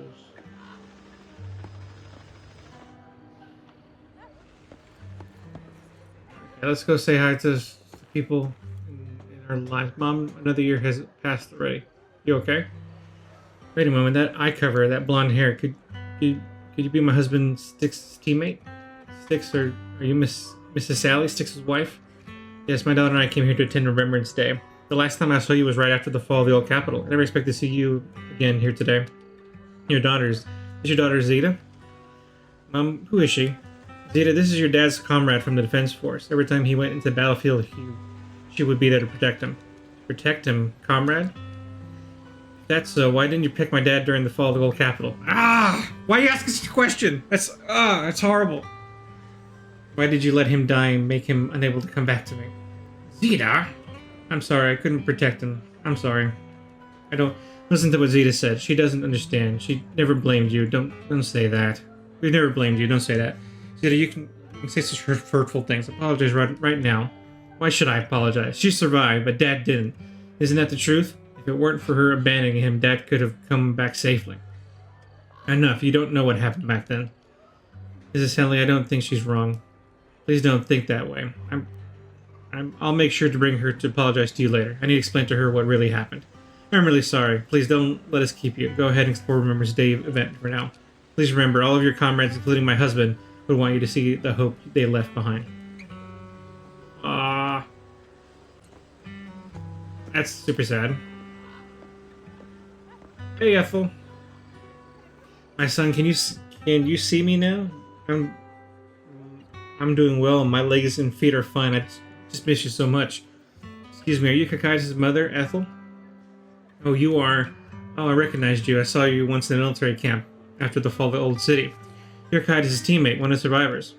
I've been waiting to get in touch with you over the years to see how you've been, but I've never heard from you.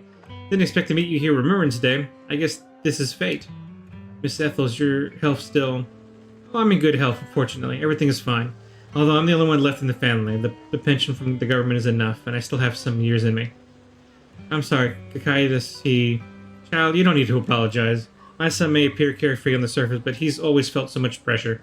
One day he suddenly told me that he had found a companion who truly understood him. I believe he was talking about you. How could I possibly blame you? Someone who helped my son, such a blessing. You, a kind-hearted person, are alive and standing here today. I'm so glad. Mrs. Ethel, Child, don't worry about me. Since you're here for Remembrance Day, take your time to walk around and look around. Hope you find something meaningful. You're good people, Ethel.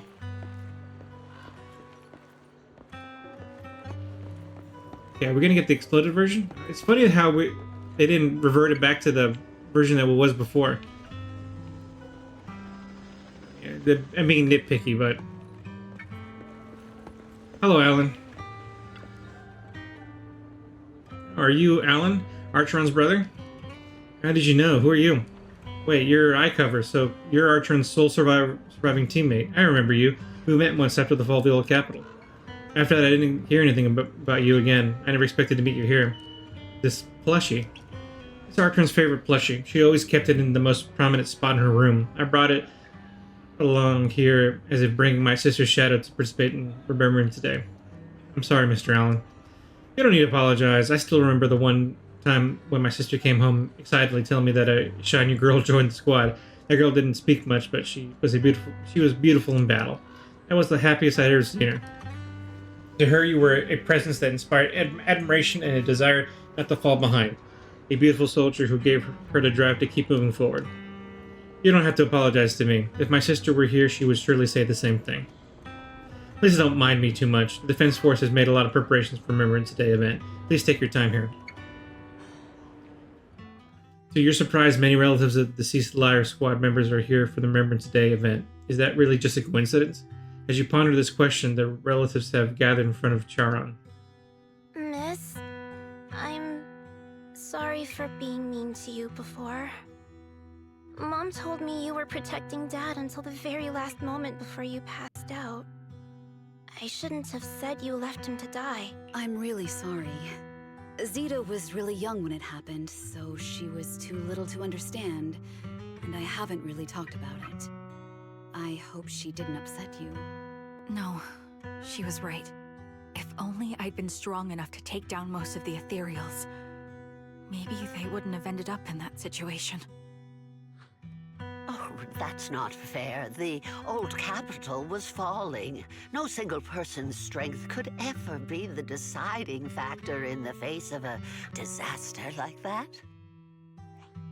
In spite of it all, you survived. If they were still here, I'm sure they'd see that as something to celebrate. I've always known the truth. I failed to protect them. A weakling like me survived, and the rest of them disappeared without a trace. This isn't solace. It's the worst possible outcome. That's something I can't face.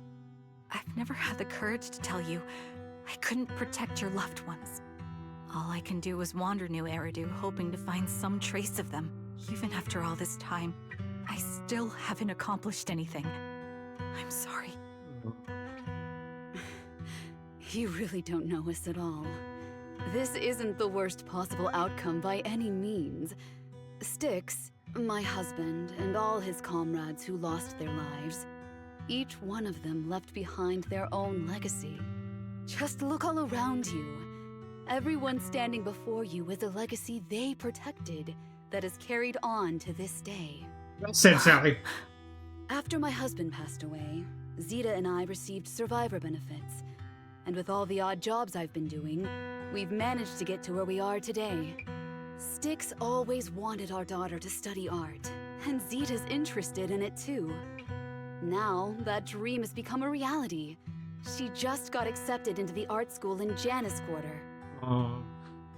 Mom and I have our tough days, but I often think of Dad's cheerful laughter, and that memory gives me the strength to keep pushing through. One day, it'll all Makes me think of the pay teaser off, trailer just now. like it has now. Thank you for always being by my husband's side, even at the very end. Well, I suppose you must have heard about my condition from my son. Ethel, Kakaitis used to tell me about you. He often took leave or skipped work to earn extra money by part-timing, or to care for you when you were sick in bed. Yes, that's true, but I bet he never told you my illness became so bad that I needed major surgery, and he worked his tail off to raise the money. Who would have thought he would pass before me? I used the benefits from his death for the surgery, and that's the only reason I'm here today. In a way, his passing allowed my life to continue. Every time I think about it, I feel like I need to keep my body healthy and live a few more years. The sights I see, I this is getting me. we can sense them from somewhere far away. When I'm glad was I have a too weak PNG tuber right to now. take care of him, it was you and your comrades who stayed by his side. Thank you for everything that you've done for him. As for me, well, I'm currently working as a fashion designer. A fashion designer? Is that because of Acheron? It is. I'm sure you remember how much she loved beautiful things. She was always into fashion, so I decided to become part of that world. That way, she can always be with me. I admit I had no idea how fun fashion design could be until I actually gave it a shot. I wish I'd figured that out sooner. We would have had so much more to talk about. Anyway, I'm planning to start my own fashion brand next year. She used to say that after retiring from the army, she wanted to pursue fashion design. I really want to carry on her dream. It feels like my life's purpose. You know, she used to talk about you when she came home for the holidays. How your rivalry pushed her to keep improving. So, thank you. I'm proud of my sister. And I'm proud of you, too. As you can see, all of us have made it to this day, carrying the will of those we loved. So please don't say they left nothing behind. They've always been a part of every pain and joy we've experienced over the years. Please remember, everything and everyone in New Eridu is only here today because you all risked your lives in battle. Thank you. Thank you, everyone. It's been wonderful to hear about how you're all doing and to listen to these words. I'm so glad I decided to come here on Remembrance Day. Speaking of which, I wasn't expecting to see any of you. What brings you here today? I could ask you the same thing, Ethel. Last time I asked, you said you weren't coming. I only came because I suddenly got a DM from Nathan. He said he really wanted me to be here.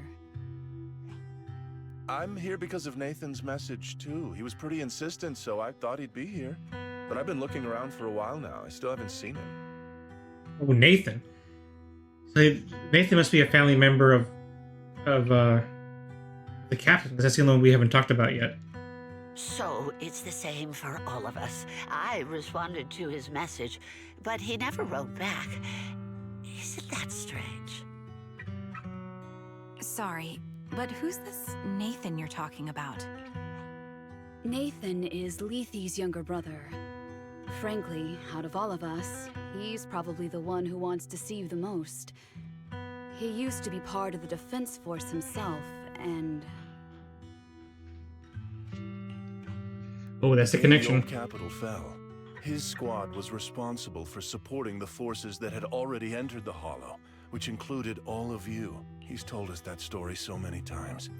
When they saw how bad things were in that Hollow, some of the reinforcements called off their plans and pulled back. He tried to stop them, but there was nothing he could do. He always blamed himself and wanted to find you to apologize. But the truth is, the reinforcements retreating was inevitable. Shortly after their retreat, headquarters issued the official order. We all lost someone in that disaster. And for a while, we resented the reinforcements for their decision. But over time, we came to understand it, and we eventually let it go. There was no avoiding casualties in that battle. In hindsight, it wasn't wrong for headquarters to prioritize saving their strength. May I ask what the name of Nathan's squad was when he was in the Defense Force? The Impera squad of the Obsidian Division. Oh, there it is. That's the connection. I knew it was the same actor. Nothing. It's just... I think I might have stumbled upon the answer I was looking for. After the 4 family members paid their respects and left, they continued touring the Remembrance today. Charon stood there in a daze, seemingly having understood something. At the moment, a sound came from the open space in front of the outpost. It seemed someone had stepped onto the podium, and assistants all gathered in the podium, preparing to listen to the person's speech. Looks like it's a new day. Yep, there she is. After the... Yeah, how many times are we going to go through this? According to the schedule for Remembrance today, it should be time for a representative of the retired Defense Force veterans to give a speech. It looks like the speech is about to begin. I feel a bit concerned, Proxy. Could we go over and listen to the speech for a moment? It's her, right? That's the person trying to kill us. If the voices sound familiar. Is that Zoe on the podium? She's here to speak on behalf of the soldiers. Is she here to speak on behalf of the soldiers? A decorated veteran. That seems fitting. But I don't see Jesse or Aaron around. Didn't they come? They said they were going to. Everyone please, quiet down. Zoe, of Nemesis Squad, a representative of the veterans, will now deliver the Remembrance Day speech. Hello, everyone. I'm honored to stand here and speak on behalf of all of the soldiers of the Defense Force. Today, we gather to commemorate Remembrance Day, a day born from the tragedy of the old capital's fall. Many of us lost relatives or friends in the disaster, and I am no exception. Every member of my squad perished in that battle, leaving me as the only survivor. Losing the friends you cherish to the Hollow is a pain that never fades. It's a sorrow that will stay with us, now and forever. However, to the families of the fallen soldiers, hold your heads high with pride for your loved ones who gave their lives. They fought to the very last moment when the old capital fell. Death isn't the end, nor dishonor. It is their eternal medal. They gave their lives facing an unstoppable disaster, exchanging their sacrifice for the world we have today. In doing so, they fulfilled their duties as soldiers to perfection. Without the blood they spilled, Eridu would not have endured, and New Eridu would never have risen from the ashes. In honor of the wishes of the departed, look ahead, people of New Eridu. Our thoughts and remembrance of those who passed will be carried in every flicker of candlelight and in every bouquet of flowers. Well delivered. Zoe's speech is met with a wave of prolonged applause, yet amidst the claps she droops her head, her expression darkening. She stays silent, waiting for the applause to fade before lifting her gaze and scanning the crowd. Her eyes pause briefly on Charon, carrying a chilling aura. My speech was meant to end here, but since you all seem quite engaged, please allow me to share a little more. Uh-oh. The reason you all agree with what I've said is because it offers a way to step away from the pain. That's what the living do. They seek ways to ease the weight of others' deaths, so they can find a way to start over. This is the New Eridu of today. A huge disaster consumed the old capital, and the people who survived it keep saying things like, treasure the moment, Bats is coming off. Start fresh to numb themselves, hoping to forget the nightmare. No one talks about the soldiers who gave their lives in Hollow Zero. No one asks why they had to die. The brave gave their lives battling the ethereal onslaught, while the weak survived. Jeez. Okay, Zoe. This is New Eridu, built by weaklings. Its order founded upon their way of thinking. Your applause makes me realize you all accept this logic. Each of you had loved ones who sacrificed their lives in the fall of the old capital. And now, you're thankful that someone has encouraged you to move on from them. Oh boy. What meaning does the sacrifice of those who died have if you all choose to forget? Have you never thought about why your own loved ones had to die? And why no one is responsible for their deaths? Miss Zoe, there's not much time left for your, Open your eyes! I'm speaking to those who have lost loved ones! Oh boy. Oh boy. If death is the medal for the fallen, then pain is the cross the living must bear.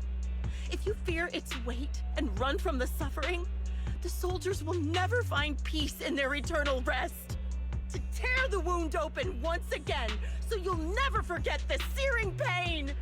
That's the real meaning of Remembrance Day. Ease. I don't agree. Charon, I didn't expect you to be here for Remembrance Day. How are things going with your search? Seems like you have something to say. Among the people standing here, there's a woman who raised her daughter with the survivor benefits left by her husband.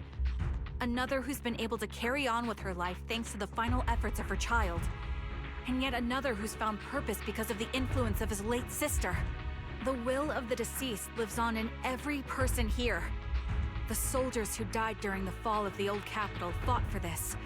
The future that their loved ones are making for themselves now. The old me might have agreed with what you said, but someone taught me that pain and hardship can lead to hope. They helped me see that hope could be inherited, not just destroyed when life fades. That's why I believe the departed didn't leave us wounded or with a heavy cross to bear, but with a melody. Each of us holds a harmonica that plays the melody of life. At first, it may sound awkward, but it will eventually flow smoothly, taking on our own style, until it merges with our soul. You seem quite certain about what you're saying. Tell me then, what kind of melody is left behind by those we've lost? I'm not sure. I can't picture the exact melody, but I trust the answer I've chosen. And I trust everything I've seen and heard. A vague and insubstantial answer, isn't it?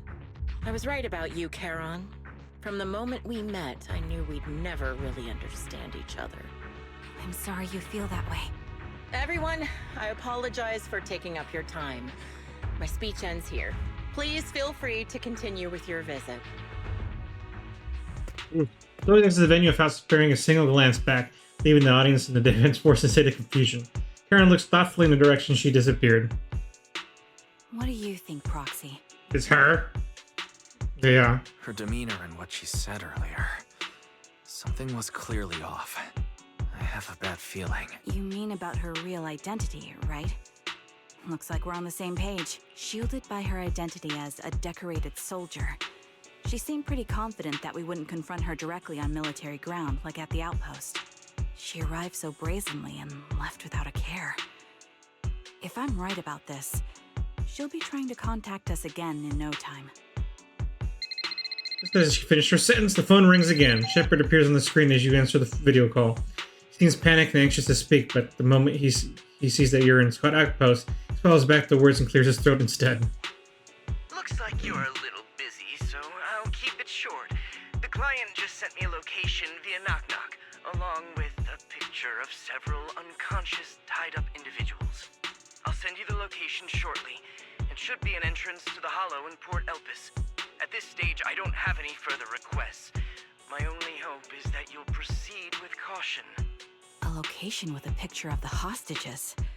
Looks like Grim Vulture is losing patience and wants to put an end to all this. What do you plan on doing? Charon, what's your plan? No matter what you decide, I'll stay by your side till the end. Karen doesn't answer right away. Instead, she takes out her harmonica and looks down at it as if she's trying to decide. In the end, she tucks her harmonica away. I've made up my mind. Proxy, please accept my official commission. Help me venture into the depths of the Hollow to rescue the client and any other hostages. It's time to put an end to this. It's up to me to stop Grim Vulture. Stop her from crushing everything in front of her with that heavy cross.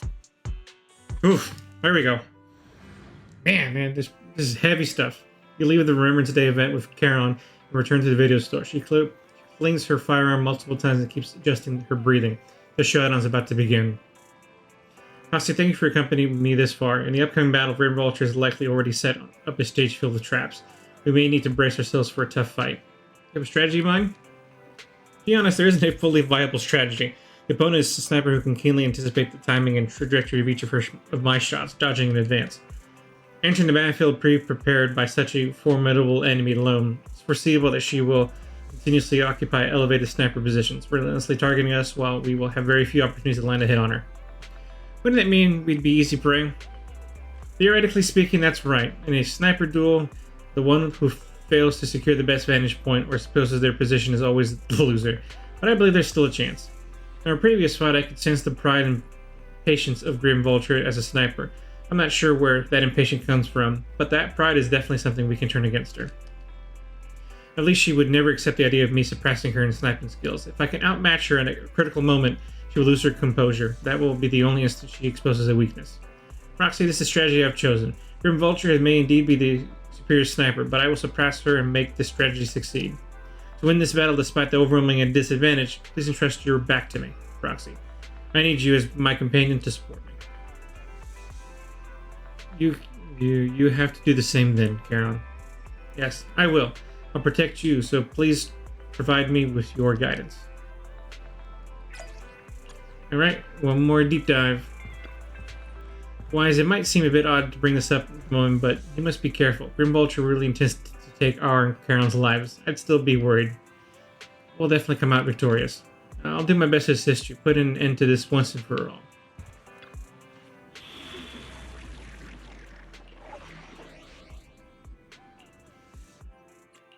Back to Ether and Ice. Ready and waiting. One. If you need Good pick. The Denny's keep rolling in. Oh, wait. Don't. A new case to solve. No, wrong one. Make sure to get me an absent note.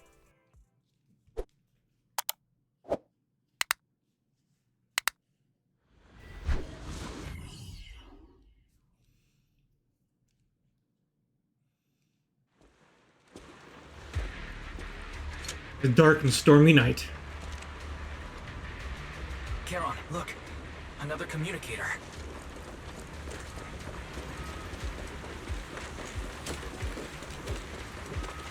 Okay, no dialogue. Okay.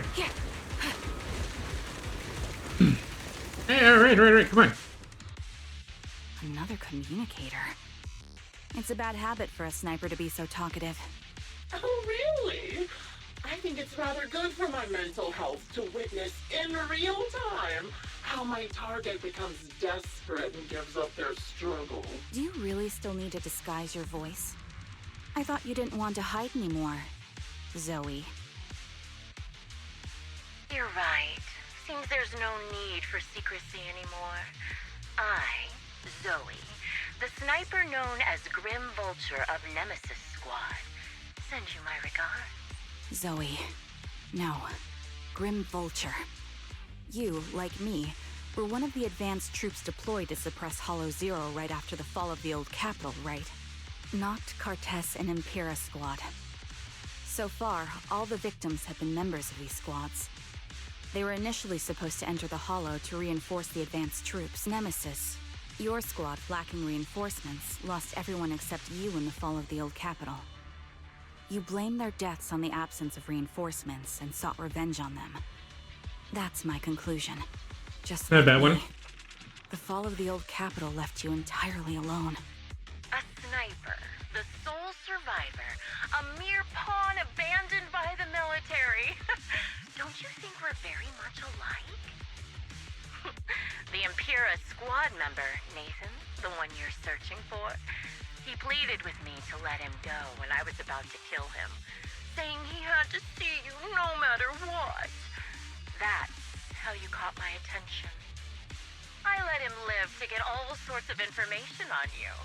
I was so curious about you that I even set a trap, disguising myself as a victim to get closer to you.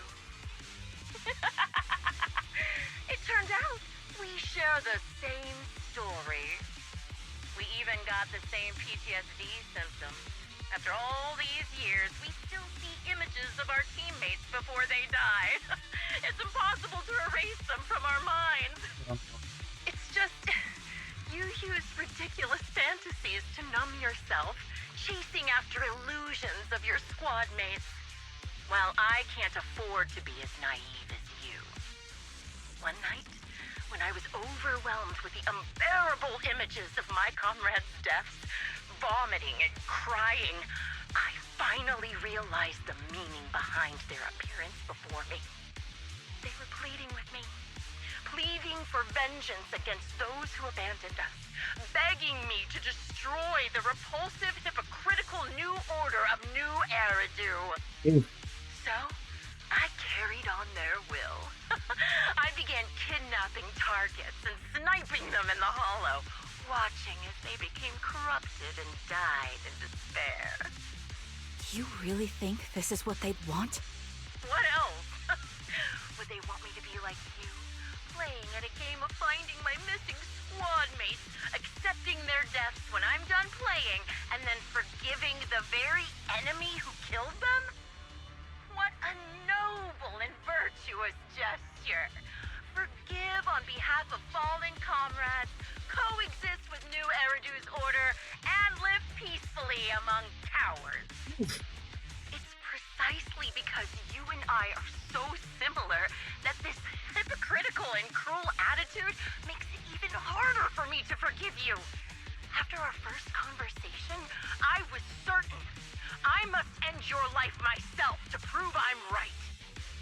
That's exactly what I wanted to say to you, too. Because we've suffered the same hardships, I can't accept the path of destruction you've chosen. Jesse, Aaron, Nathan, the client I've been searching for, and any other targets of revenge you've set your sights on. They all feel regret and struggle over the choices they made back then. But you can't see any of that. You didn't target the higher-ups who misjudged the situation, the dangerous ethereals who killed your comrades, or the ones responsible for the fall of the old capital. Instead, you went after the easiest targets. Yeah, call her out. Vulture, Call her out. as a sniper of the Eridu Defense Force, you have failed in your duty. to preserve the will and hope left by my comrades. I'm going to put an end to your actions right here. That suits me just fine. A sniper should let the gun do the talking. Make it to the deepest part of the hollow alive, and I'll meet you with nothing but raw malice. Damn.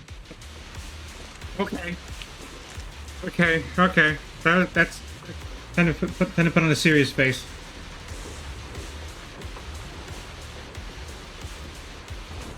All right. Let's go. Let's do this. We can do this. Let's go. Yeah. Since you made it here, let me reward you with a few things you don't know.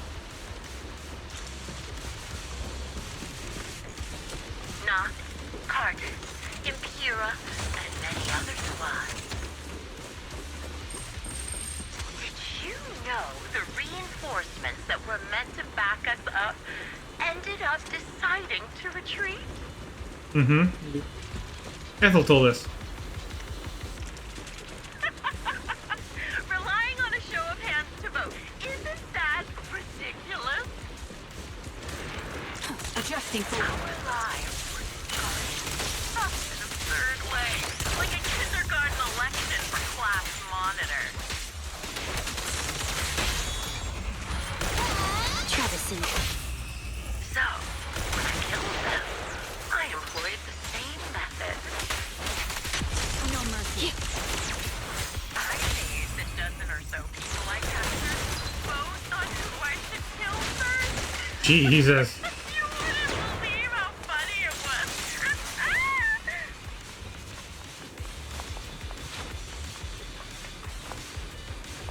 was. He's a monster. Laugh! Why aren't you laughing?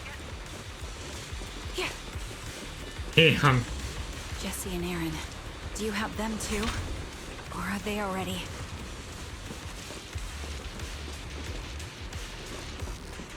You still care about them? Or should I say... It looks like I haven't made enough of a threat to your life if you still have the time to worry about them.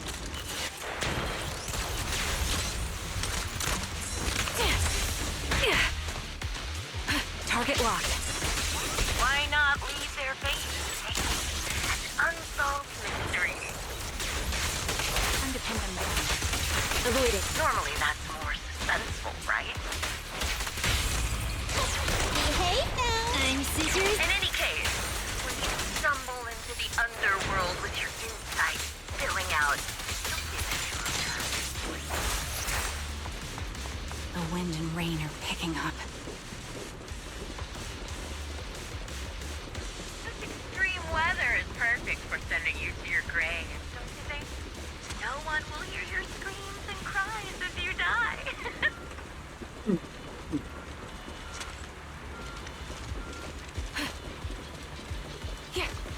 Definitely don't want to go too far forward and miss dialogue. By the time the rain stops, the only thing left will be your cold floor.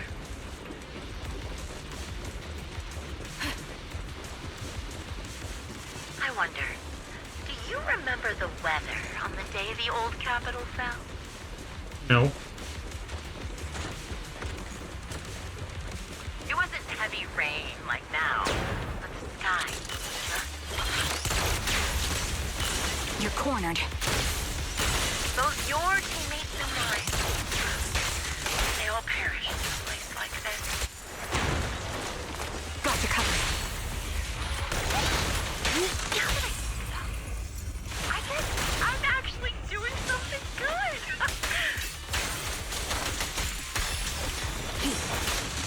Get behind me. The melody of combat. If I let you and your teammates die here, maybe you'll be reunited. Aww. You should be grateful. I'll make sure you die just as painfully as your teammates did.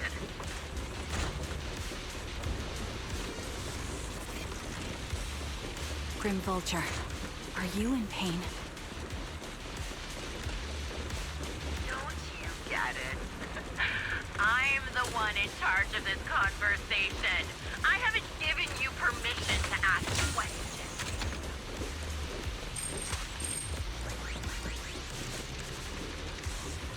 can sense. You made it to this part of the hollow, Wanda. Oop, I already missed that one. Hate that I got impatient. Now it's time for the final showdown to greet us. You're in my sight. I'll pierce right through. The only way to put it. What sniper would ever confront their enemy head on?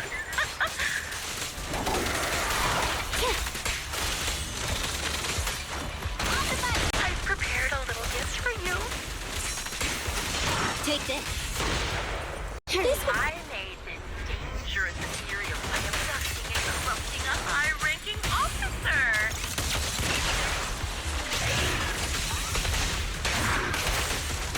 It wasn't easy luring it here. You can play with it for a while. I think I can even see her up top. I'll watch you from above. Let's see if I can catch her again. Then I'll put a bullet right through your heart. Yep, there she is. Show no mercy.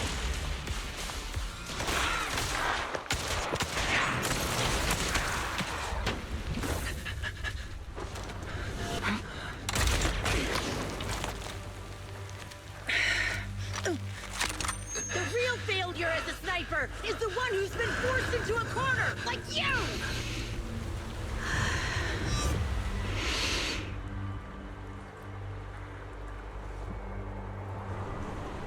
The wind. It's shifting.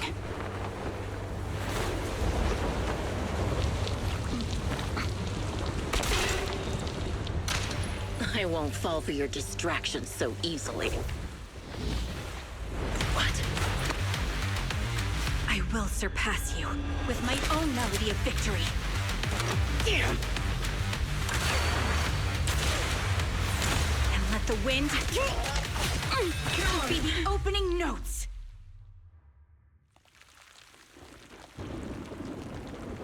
Charon! No! Wake up! Charon!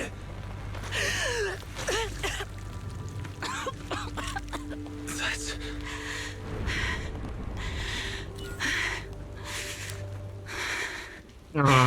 A classic trope right there.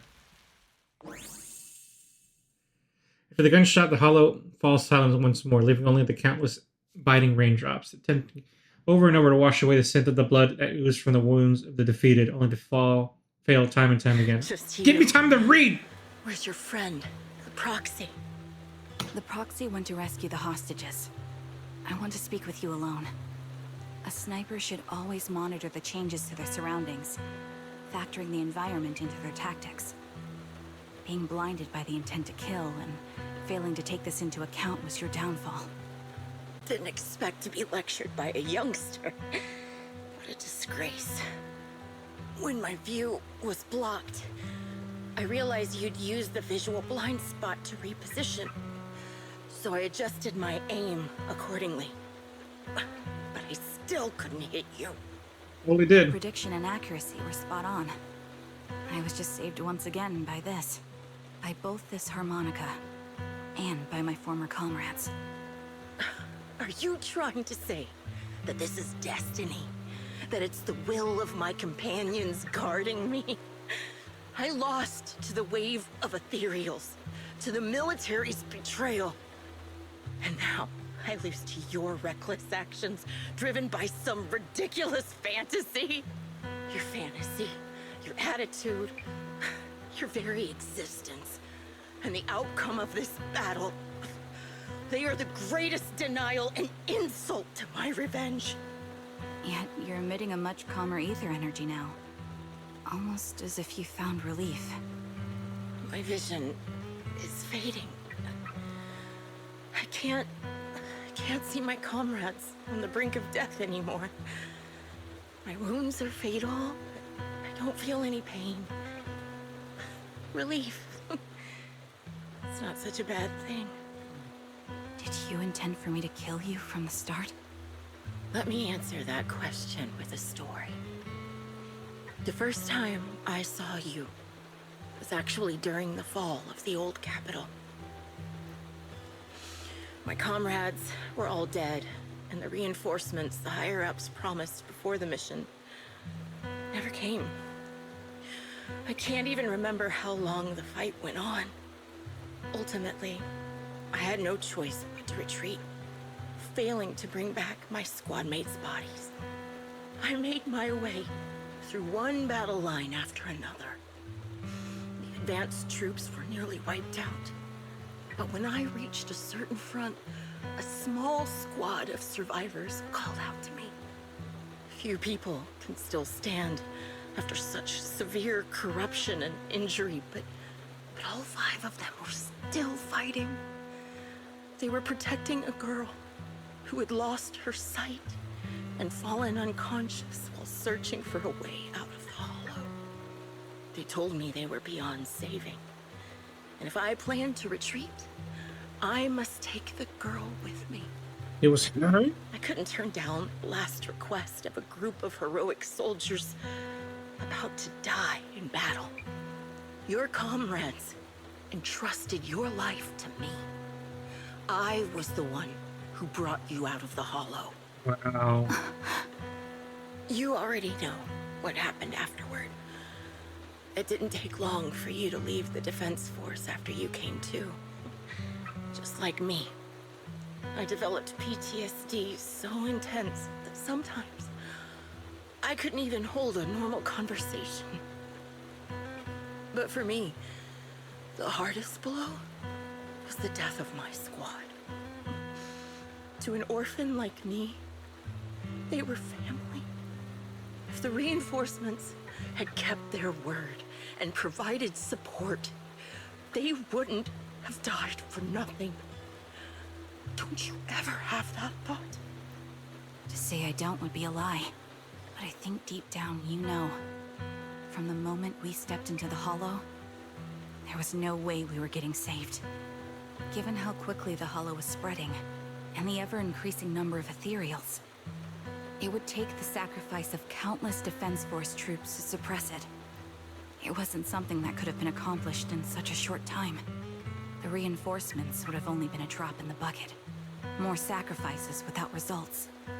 Canceling the reinforcements, sending the advanced troops to rescue as many civilians as possible to minimize casualties.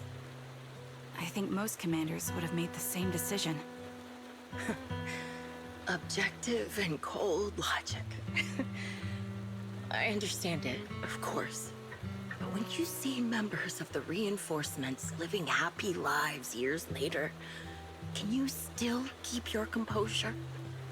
I couldn't. Even if the chance was minuscule, I wanted my squad mates to survive. But they turned that chance to 0, and still have the nerve to embrace a peaceful future. I can't help but resent them. By the time I realized what I'd done, I had already taken several lives. Nathan.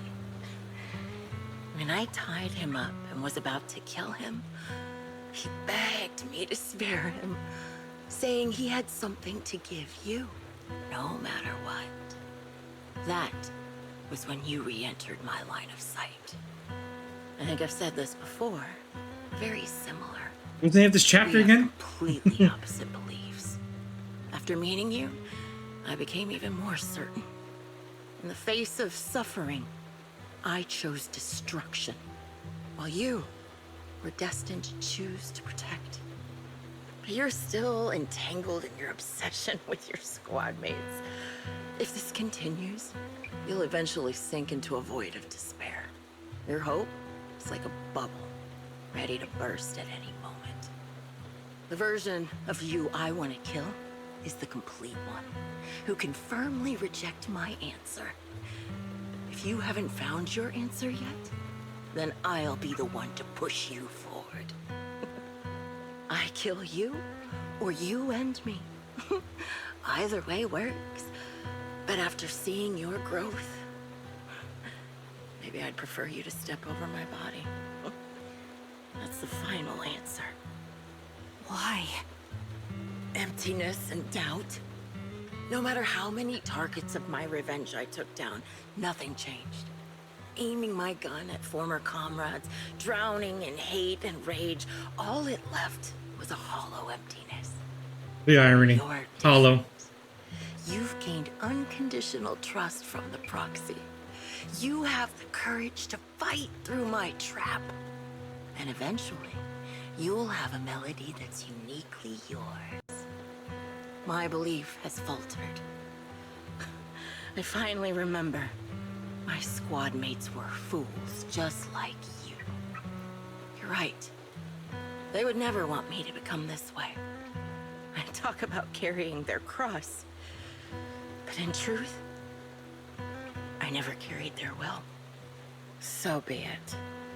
Take the hostage and go. A villain stained with the blood of others deserves nothing but a miserable end.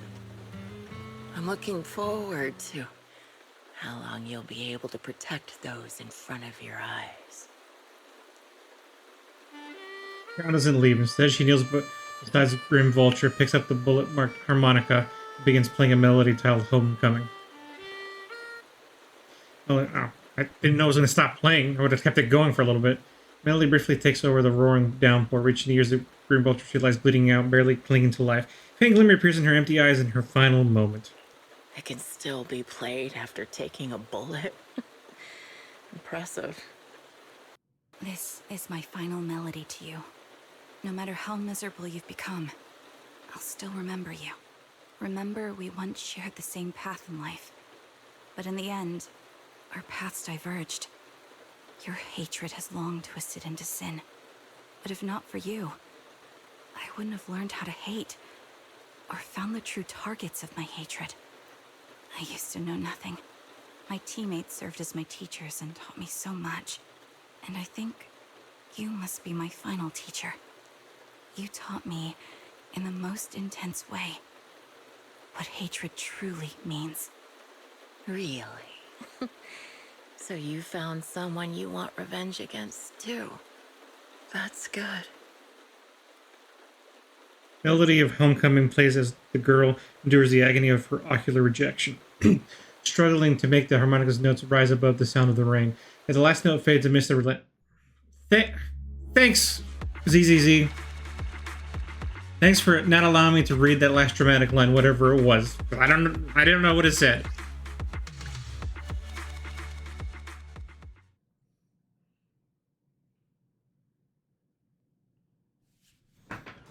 You rescue the kidnapped people, allowing not only to report things to the public second update the Shepard in the situation series of tasks that need to be done in intense battle. After requesting to meet the client with Shepard, you receive the message calling you to Port Elpis.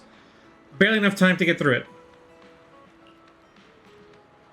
Proxy, we have arrived at the port. According to Shepard, he, the client that rescued Jesse, and Aaron should all be here. Let's go talk to them. Something bothering you? Oh, Proxy, you noticed. Even though we defeated Grim Vulture, I still can't seem to let it go. Just as I thought, when the wind changed and the falling banner blocked her vision, she could have retreated, waited for her sight to clear, and then resumed sniping. If she had done that, I would have no chance of winning. But her pride wouldn't allow her to take an action that implicitly admitted her tactics were inferior. She still chose to engage in a shootout with me despite the blind spot.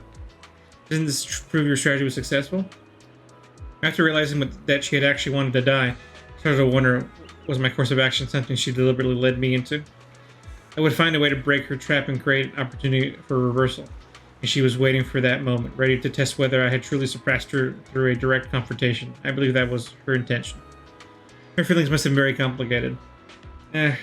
Proxy, you told me that Grim Vulture once appeared here at the port, standing by the trash can on the wooden pier, gazing out at the sea. What was she thinking back then, I wonder? Sorry, I was just talking to myself. Let's go meet the client together. She's still alive and hasn't become another Grim Vulture's victims.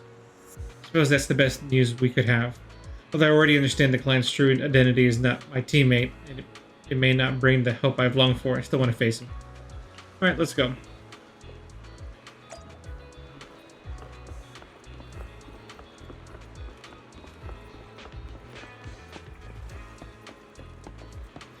Oh, I'm going the wrong way. We're going to the boat.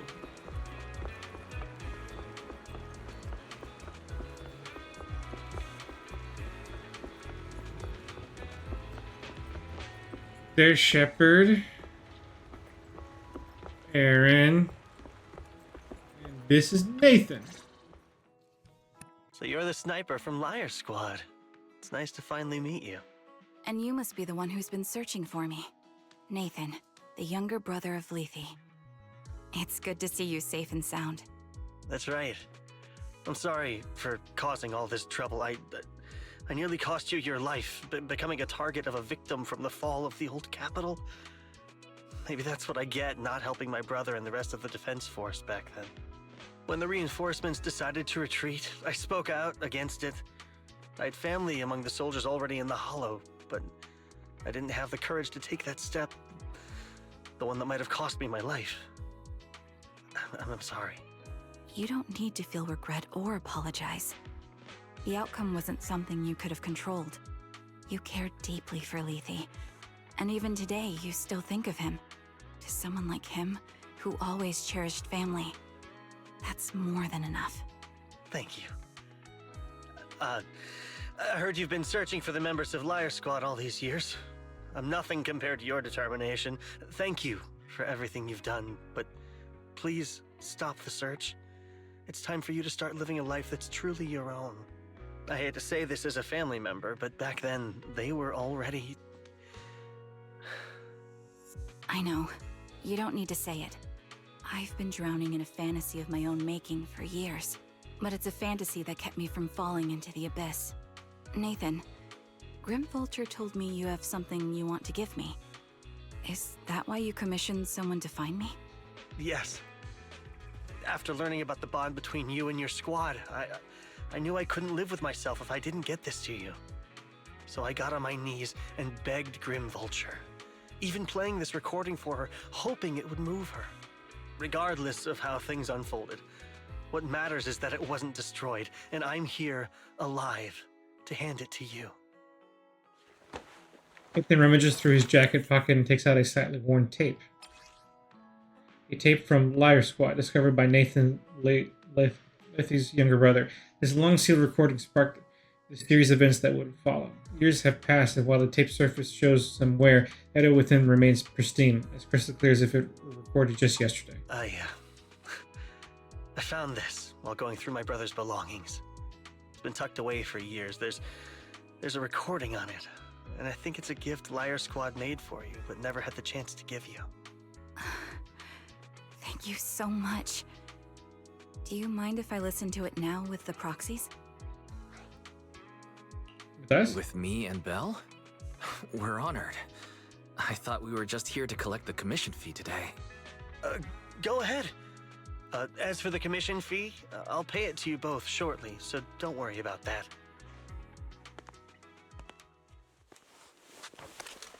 Her lips seemingly trembling. You gently hold her hand, feeling the warmth and strength of her palm. Hey, hello?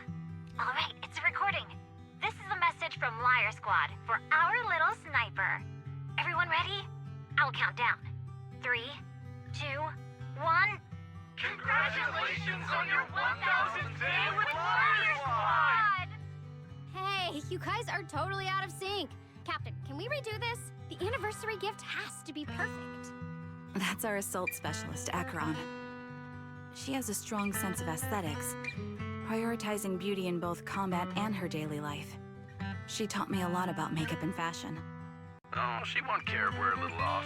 Forget the re-record. Let's just get it done and order the cake. We don't want him to sell out. That's our medic, Kakaitis.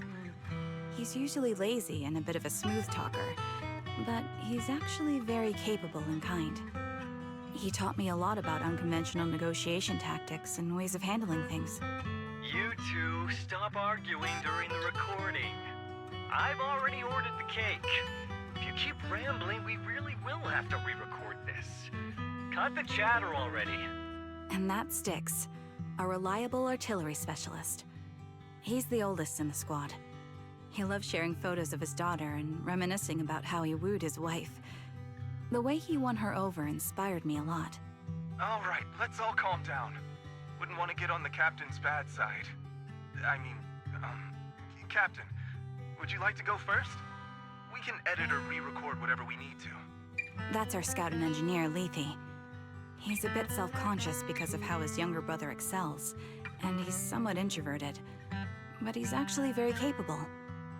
He taught me sharp observation skills, calm execution under pressure, and how to make use of the environment.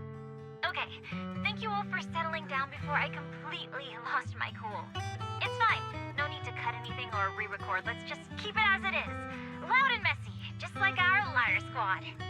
That's our captain, who took me in and taught me how to play the harmonica. And the real Charon. I'll make sure to explain properly to you later, Proxy. As you've heard, this recording is a little gift from the 5 of us. How time flies. When I brought you into the squad about 2.5 years ago, you were just a shy kid who blushed whenever you talked to someone. Over these 1,000 days, you've really worked hard to keep pace with our fighting rhythm. You've done incredibly well. In the last mission, your successful sniper kill of that high-risk ethereal really helped Acheron a lot. I hate to say it, but yeah, I went too far in last time. Thanks for getting me out of that mess. This once, I'll admit, your moves were more elegant in that fight. And not just that fight. Ever since you became a quicker shot and learned to adjust for wind speeds on the fly, we've been taking fewer and fewer hits. Makes my job way easier. So, cheers. You often worry about not doing enough. But in these 2.5 years, you've absorbed everything I know about stealth, reconnaissance, and tactical countermeasures. Trust me, you'll become an incredibly skilled sniper.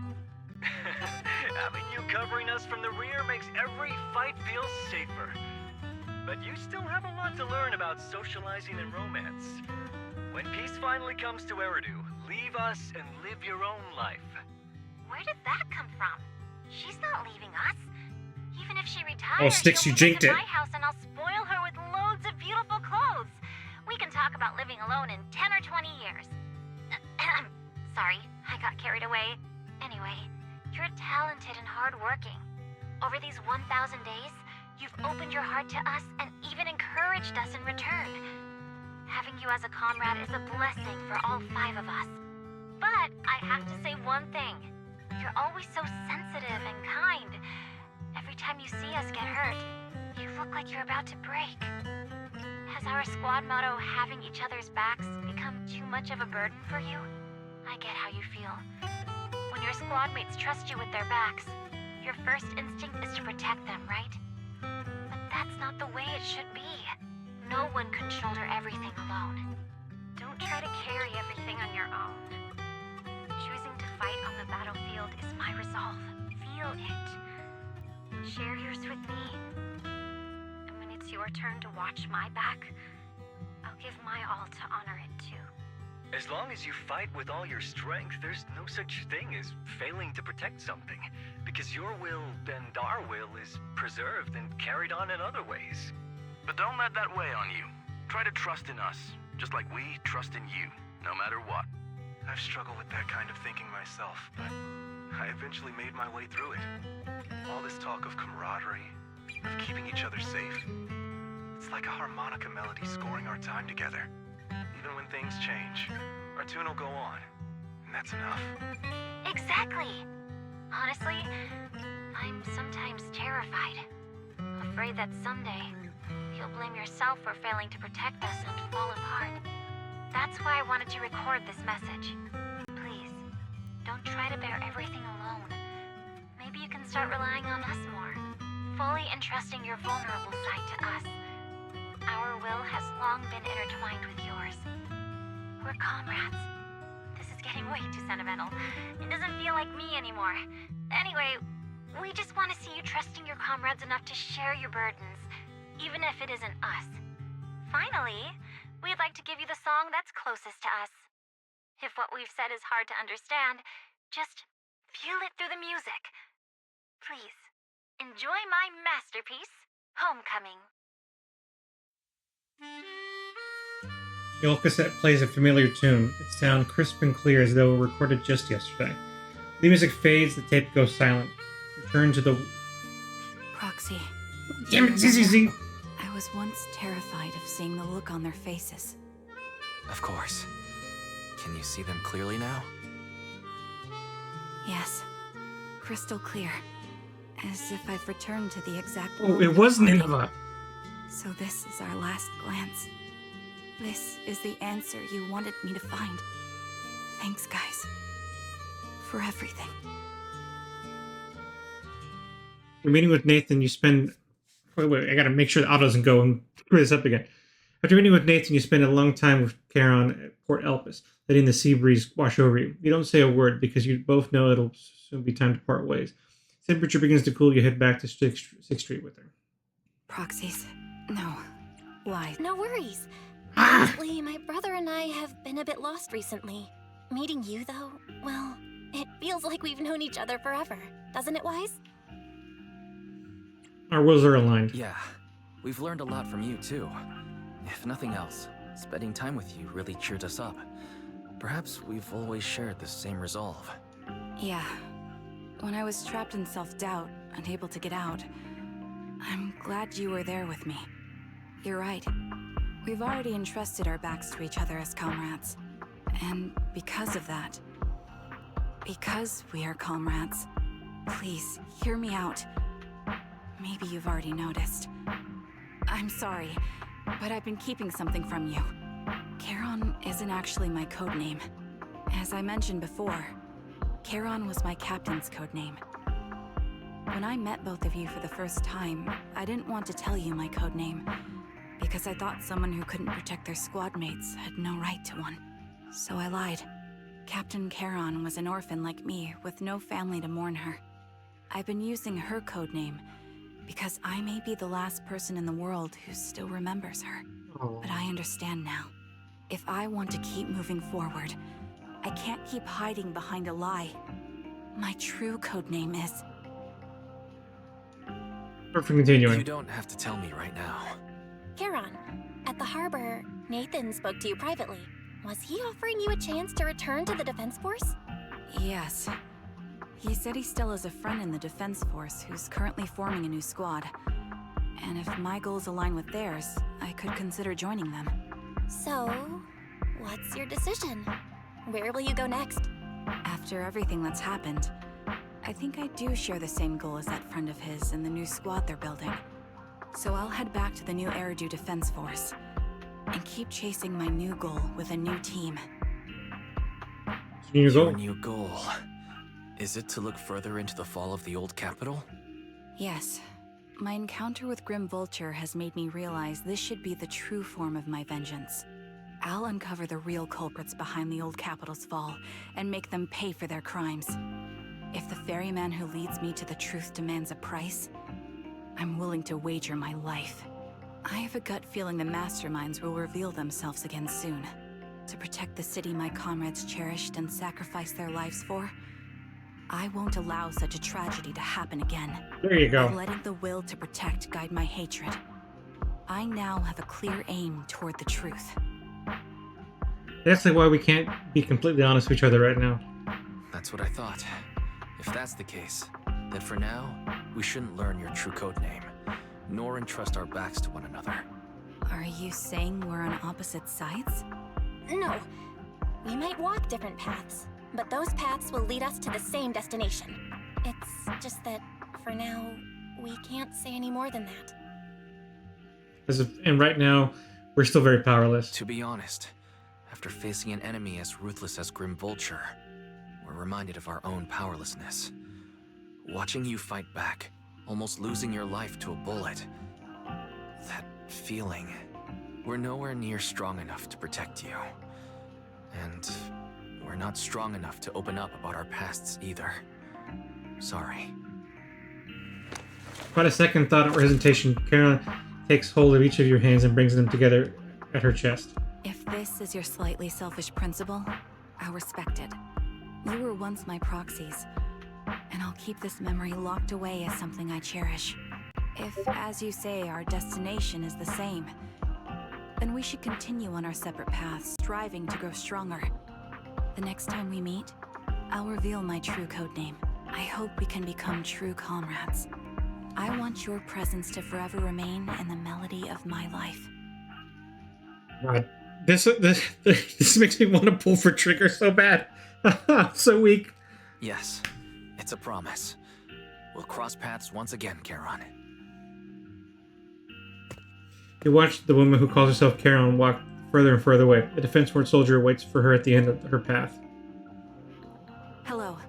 I'm the sniper from the former Liar Squad of the Chrysoberyl Division, recommended by Captain Nathan, originally of the new Eridu Defense Forces Obsidian Division, Impera Squad.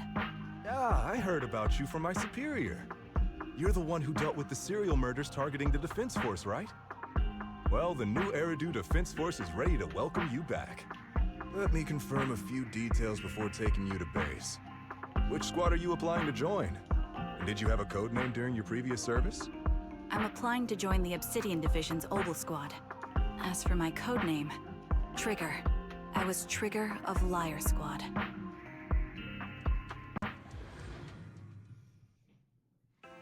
Everything has come to an end, Wise. Do you think we'll ever see Charon again? For sure. I'm looking forward to it. Really hope we can grow, get stronger, and have greater power to face any crisis. When we reunite with her, then we have to hear her real code name. Great minds think alike. However, after hearing Charon and Grimwalter's stories, I can help but feel a bit sad. They had the same fate, but in the end they walked completely different paths and became enemies. As if hypothetically we also encounter enemies who has experienced the same fate, but now walked completely different paths with opposing goals, forced to be enemies, what would you do? Would seek mutual understanding with them. Yeah, that's how I would roll.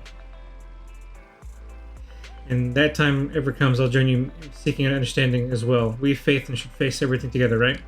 After everything that happened, I feel pretty exhausted. You must feel the same way, right, Wise?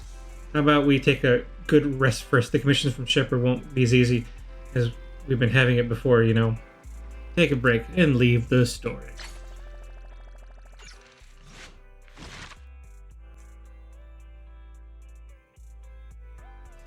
Oh, yeah, that was a wild story.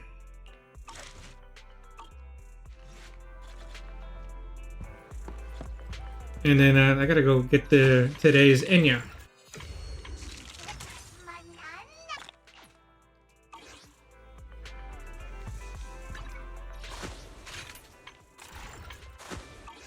Yeah, I'm not gonna do anything else today, honestly. We're super overtime as it is.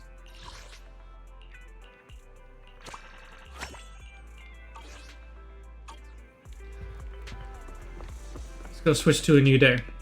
You know, I'm not even gonna bother going to bed.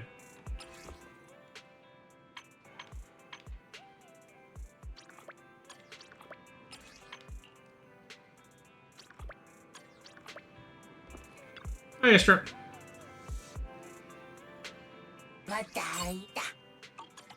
Esther, I need you to be a promoter again. Why? Because you're the only S rank ether that I have, so that's why.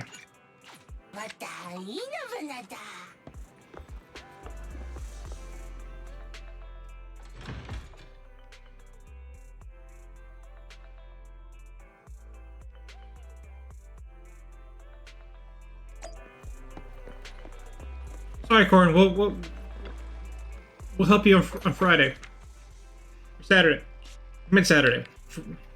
Ooh, I got this twice in a row, I think. Ah, man, I really want to pull for Trigger now. Have a cup of coffee to jumpstart your day. I'm gonna have to look up videos on the trust events to satisfy my lack of not having her on the team. Whenever you feel lost, you can always come back here for a cup of coffee.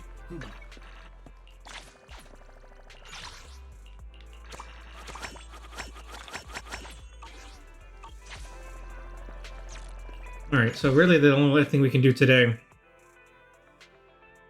is split doing a haul run. So I'm just going to do HIA run and then call it a day because it is late. Super overtime here.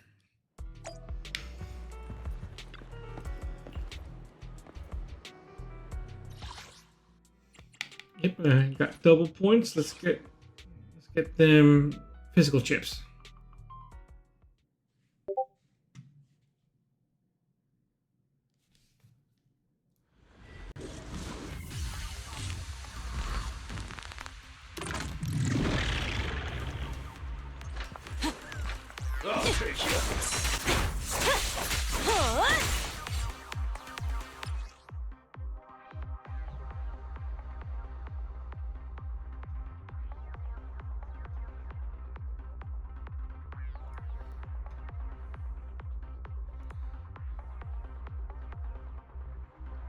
You mean activity? No, that's not what I meant to do. Have I been playing this for so long that it's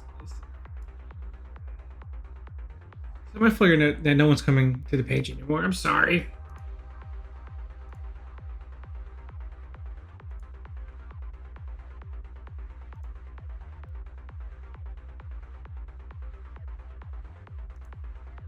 Okay, there we go. Not even close! Let's play a little.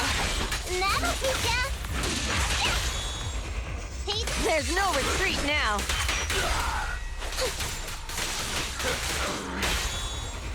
Courage is power!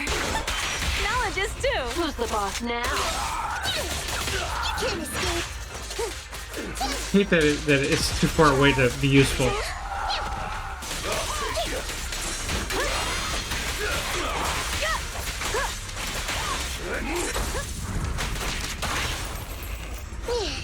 worry, it's gonna hurt a lot. Home is where the... It is? I'm up! Sneak attack. Duplicating power.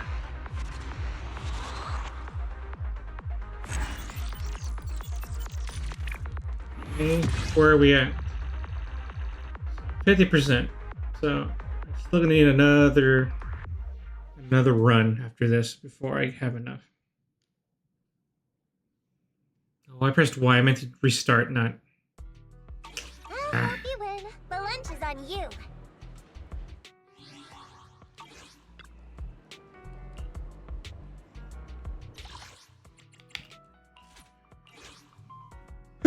Excuse me.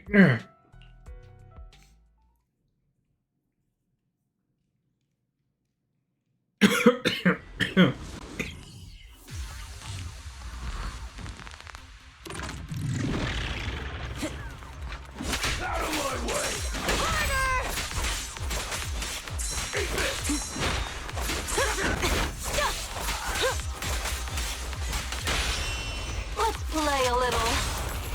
You don't have what it takes. Get over here.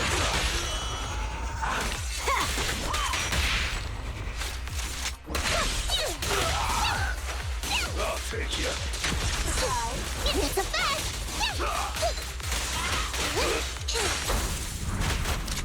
It's a fast.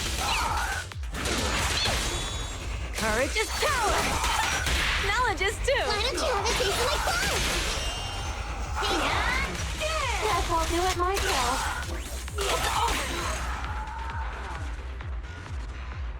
Good job, Ultra.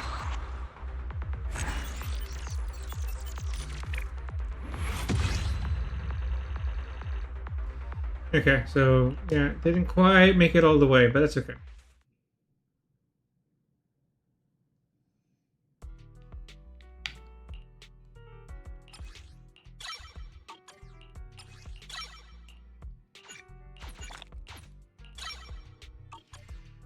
Just need a couple more, and then I'll be. That's where I need to be.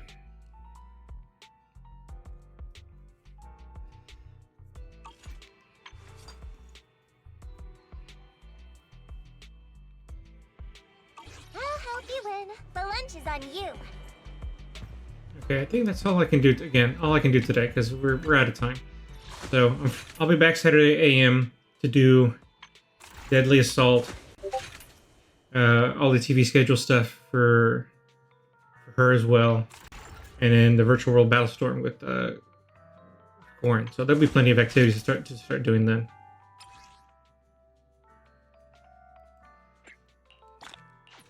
Yeah, then we can do all of these training things too. So plenty of activities to do. So okay, so we'll call it here.